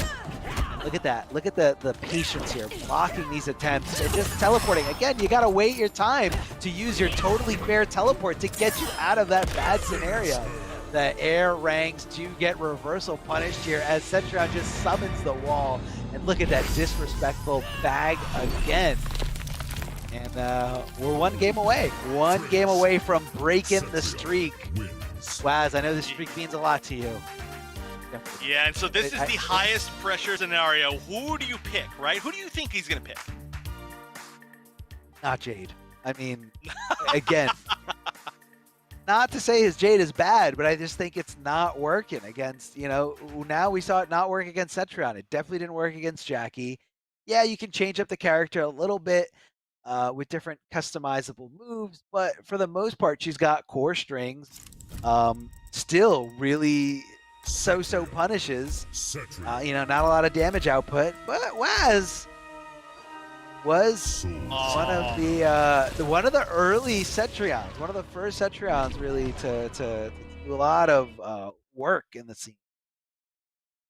So, all things balance, as they say, and so this screen is going to be very balanced with one top tier on either side. But hey, this is actually a really cool matchup to watch because they have so many good tools to be able to deal with each other. So you see, we see a little bit more of a rushdown game because, of course, they both have some of the best teleports in the game, like you said, completely fair teleports, and we see a lot of those crisscross Hell's Wraths just like that. It's a very weird mirror, and it's very easy to lose track of who is who. Yeah, luckily we got two distinct costumes here, thanks to, again, some online play. No random costumes here. So these guys get to pick it here, leaving Bajigga in a standing position. Good teleport there to get the punish on the projectile attempt here. Trying to check Waz, maybe possibly not going for a block there. Sometimes you're afraid of the throw, or you're just trying to, hold north or backdash out of a bad spot. Hell's Wrath coming your way. Waz tries to give him a punish of his own thanks to that teleport, but just wasn't there in time. I can't believe I'm saying that. I can't believe I'm saying that teleport did not get there in time. But that's what happened. Yeah, it's a different game when you're playing the Cetrion Mirror. You start to realize how good all the tools are because they counter all the other tools that well, and that is a big 2-1-3. Gonna go for the immediate restand. I don't fully understand the idea of that combo, but whatever, it worked, and that was a lot of damage. And this is looking to be the correct pick, full honesty. But the big question is, even if Waz does close this out, who are we going to see Bajigga switch to? Will it be the Jackie, and will that be more comfortable after this? But first, Waz has to win. I might have been counting out Bajigga a little bit too soon here. He's got the corner, and now he's got a broken jaw. Oh, it is completely broken off the hinge, destroyed here. Good hit confirm into the vine grab, and we're gonna cash in as much as possible because Bajigga knows this could possibly be a final round here in this game. So hey, might as well get the damage wherever you can. Big solar beam at the end, pretty effective, and what a teleport here. I lost track of who teleported, but I want to say he teleported his teleport. And again, I got really confused. Like, that fatal blow just ended, and it looked like suddenly there was just another fatal blow. I was very, very confused, but that's the way it works with that teleport. So, Waz did make the Cetrion work, but now, like I said, the question is, will we see the return to the Jackie? I think there's a pretty good chance. Yeah, and it's a matchup we haven't seen them play yet so far. Jackie's got incredible air mobility, and if she gets past those projectiles, she's gonna make sure she does that damage. But you gotta watch out. You gotta mind for that air boulder. Could stop her in her tracks, but she's got another approach on the ground. She can go for a regular dash punch. So looks like he's trying to stick it out with a mirror here, and maybe he doesn't like fighting Cetrion as Jackie. Maybe that's the sole reason for picking up Cetrion himself. But we're not seeing the switch to Jackie. He does have one more attempt here, whereas Waz does not have any more ability to switch characters in this first set. However, if he does reset this bracket, that's going to be considered a whole new set, and both players, the winner and the loser of the previous match, will be free to pick whatever character you want. But let's wait till we get there, because right now we're back to this top tier mirror here. Great options on both sides, and of course the loadout to kill all other loadouts for Cetrion. We got the Earthquake from full screen, the Tornado, and of course the Teleport that just stops all types of zoning. Yeah, and what more could you possibly need than those moves? The answer is really nothing, unless you were somehow able to fit Geyser in there, which would be just too much. But of course you can't. I mean, you technically could, but it does cross over with the Tornado. But pressure beginning. So once again, same costumes here. Waz is the one with the full white Cetrion, and the green Cetrion, kind of classic, is Vegeta. Nice teleport, but that could have been punished. And Vegeta's adding up a lot more damage this time. The life lead is gigantic in this matchup. You don't want to be the one who has to commit to the risky options. Just want to be able to chip away just like that, and this is one more hit away. The down four connects, the grab connects, and we're on tournament point with Vegeta. I love how he challenged with that stand one, knowing that Waz was going to try to attempt to go in there with a farther reaching normal, or just some kind of approach there, just stopping him completely in his tracks. And that was Waz looking for, whoa, the boulder counts as a projectile. The boulder counts as a projectile, and it got I'm sorry, not the boulder, the rising wall counted as a projectile. And it blocked a wall. I did not know that was how that worked. I can't believe, with all of the Cetron mirrors I've watched, and all of the Cetron I've watched in general, I didn't know that the wall destroyed the wall. I mean, you know, normally a rock ties with rock, but I guess in this scenario, rock beats slightly later rock. Like, how? How? That's how rock, paper, scissors works. That's you it, man. throw I mean, first, you win. That's it. Yeah, MK11 is just all, it's just redefining the rock, paper, scissors aspect of a lot of mechanics here. As we're seeing here, the rock, oh, what a shimmy. What a shimmy, what a shimmy here from Waz. That's gonna get him back into the game. No, never mind. Gets counter in here, gonna go for Fatal Blow. Lots of damage, but I don't think it's enough to seal the deal. I think Waz is gonna be able to walk away from this. The Solar Beam not being super effective in this scenario. But you gotta watch out. He's trying to bait him to do something.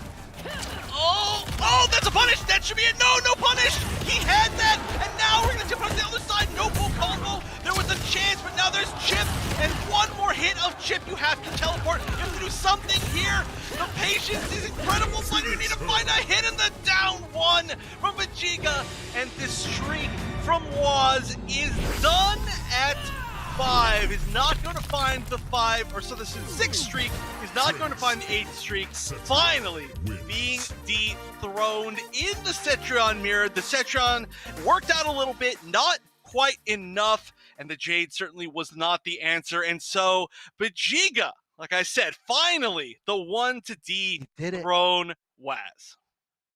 He did it. He did it. Waz not being the winner here, and that is a big deal. And that's going to be a big confidence booster to someone who, you know, not only just eliminating him from the tournament, but double eliminating Waz, not losing a set, didn't get reset in grand final. So that's got to be quite a confidence booster. And again, when the money's on the line, that's going to be in the sub-regional finals. So, hey, all that matters is that one day, that one opportunity there to get those points, get into that regional finals. And again, a reminder to you guys out there, whether you're in the Australian region or the Oceania region or other qualifying regions, it's not too late to get in there. If you get a really good victory or second place or third place, you're going to get a lot of points there. If you guys want to sign up for any future tournaments, and again, if you just want the experience of being a competitor, getting out there, making friends, it's a lot of fun. All you guys got to do is go to compete.playstation.com. And if you don't want to sign up for tournaments, there's other things there. There's great content, tips and tricks for players of all skill levels. Again, just go to compete.playstation.com, sign in with your PSN ID, and you can see a list of all the available PS4 tournaments that you can sign up for. And you can also see that content that I did mention.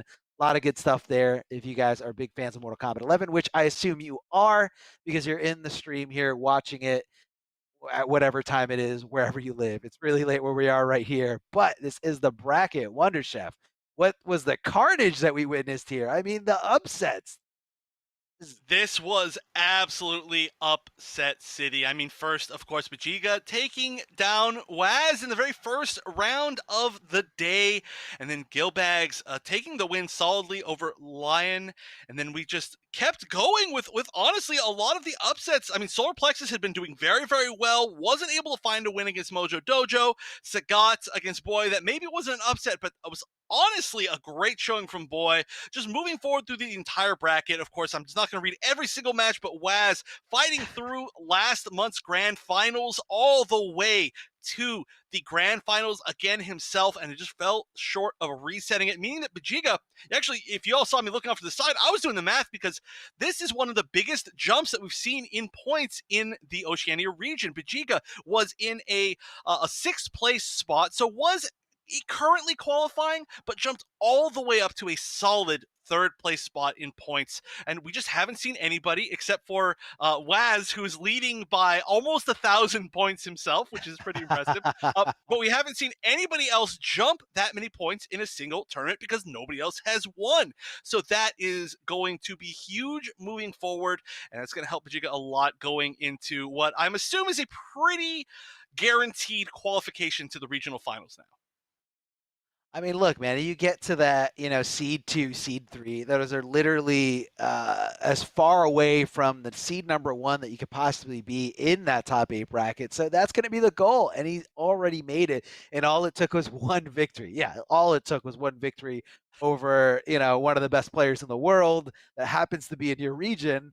But that's just the start, and that can continue going on. So that really just kind of plays a little bit more into what we're going to be seeing here. Are these guys going to expose more strategies in the final 2 weeks remaining? We do have 2 more weeks remaining. So again, last reminder to you guys, sign up if you are in the Oceania region.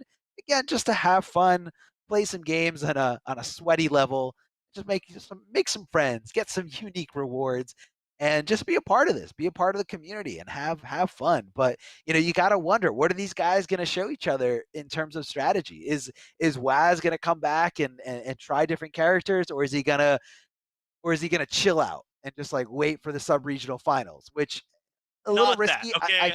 I think we all you know don't the think answer so? is not that. Yeah. I don't know, man. I mean, that could be that if, I'm sure Waz wasn't expecting to lose tonight. I'm sure Waz was expecting to continue the streak, being the dominant Australian player that he is. And it's you gotta wonder, you gotta think, like, am I giving things away? Or maybe he's purposely giving things away, trying to ice his opponents out, so to speak. So either way, could be a lot of interesting things that we're going to be seeing in the following week. So again, be on the lookout for some future broadcasts. Follow this stream channel if you haven't already, because there's going to be a lot of content. And just in 12 hours, maybe a little bit more, we're going to have some more Mortal Kombat action as the guys continue to bring on intercontinental combat, focusing in Europe. So again, another place that has a lot of talented players, and you love to see it, Chef. You love to see the other regions being represented, the spotlight moving all across the world, like being reached out to everyone, and that's what you love to see, man. I love to see it. As someone who's been in the community for a long time, like, we got it real good right now. We should be super thankful for what we Oh, got. This is awesome. absolutely. Yeah. I mean, it's always fun watching these players, right? And it's never Yeah. ever disappointing. It's in these brackets in particular. There's always something new, always some new upsets, always new characters. It's just a great time. But I think we are just about done for today. You got any last messages, Arma? I mean, you already went through quite a few of them, but anything left before we leave? You got everything out of me. Thank you for being on this broadcast with me. I had a lot of fun tonight. It never feels like work. It always feels like we're just having fun, watching incredible matches. And again, big shout outs to all the competitors in today's top 8. You guys also made this incredibly fun to commentate, because you guys are putting in the work, and I see that. I see you guys are putting in the work, and you guys deserve this. You deserve this stream. You deserve this sub-regional final. So just thank you guys for signing up and just, bringing MK11 to a whole new level. Chef, any closing words before you sign us out? No, I think that's it for me. I'm just looking forward to the future. Of course, like Arma said, it's not all that long until Intercontinental Combat returns, and by that, it's literally like something between 8 to 12 hours. So get some rest. Go to sleep now. Wake up in time because the European region is always a treat to watch. But that's it here for us. So, of course, thank you all for watching the Oceania region. But again, we'll be back very soon with the European region. So we'll see you all there. Thanks for watching.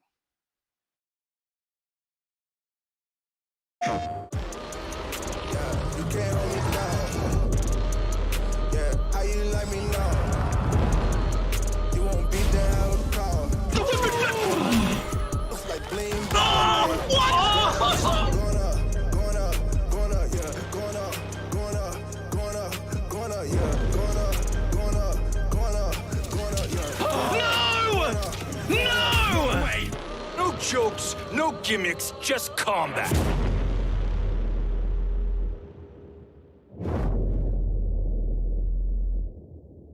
PlayStation.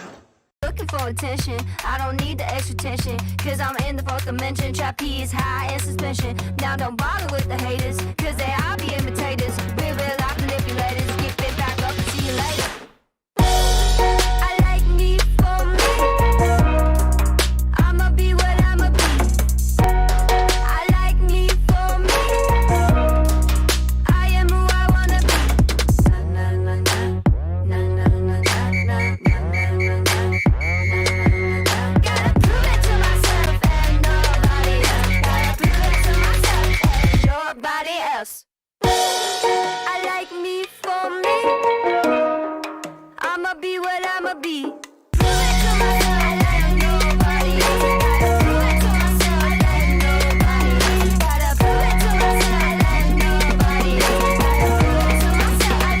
to myself. I like me for me. Hey guys, Ketchup and Mustard here, and it's time to test your might in the Mortal Kombat 11 Open Series. Ready to rumble? Power on your PlayStation and head to the Events app, filter by type, and select a convenient date and time. Boot up MK11 and locate the PS4 Tournaments menu option. Click it to visit a familiar place, the Console Events tab. Sign up and prepare to play. Once registered, you can view your tournament details and check-in time. A notification will remind you to tighten your black belt and get over here for your match.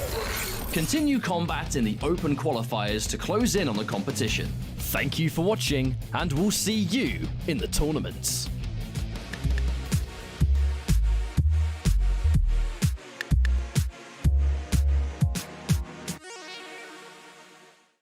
PlayStation.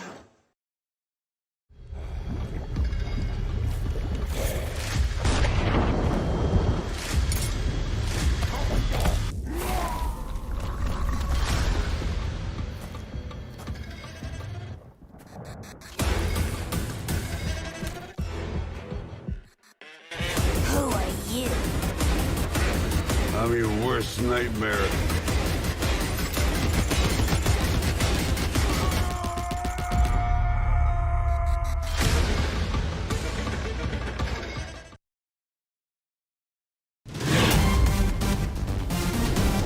Any ring I step into is mine.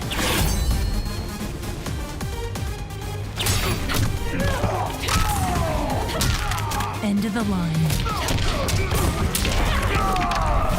Then this fight is now personal.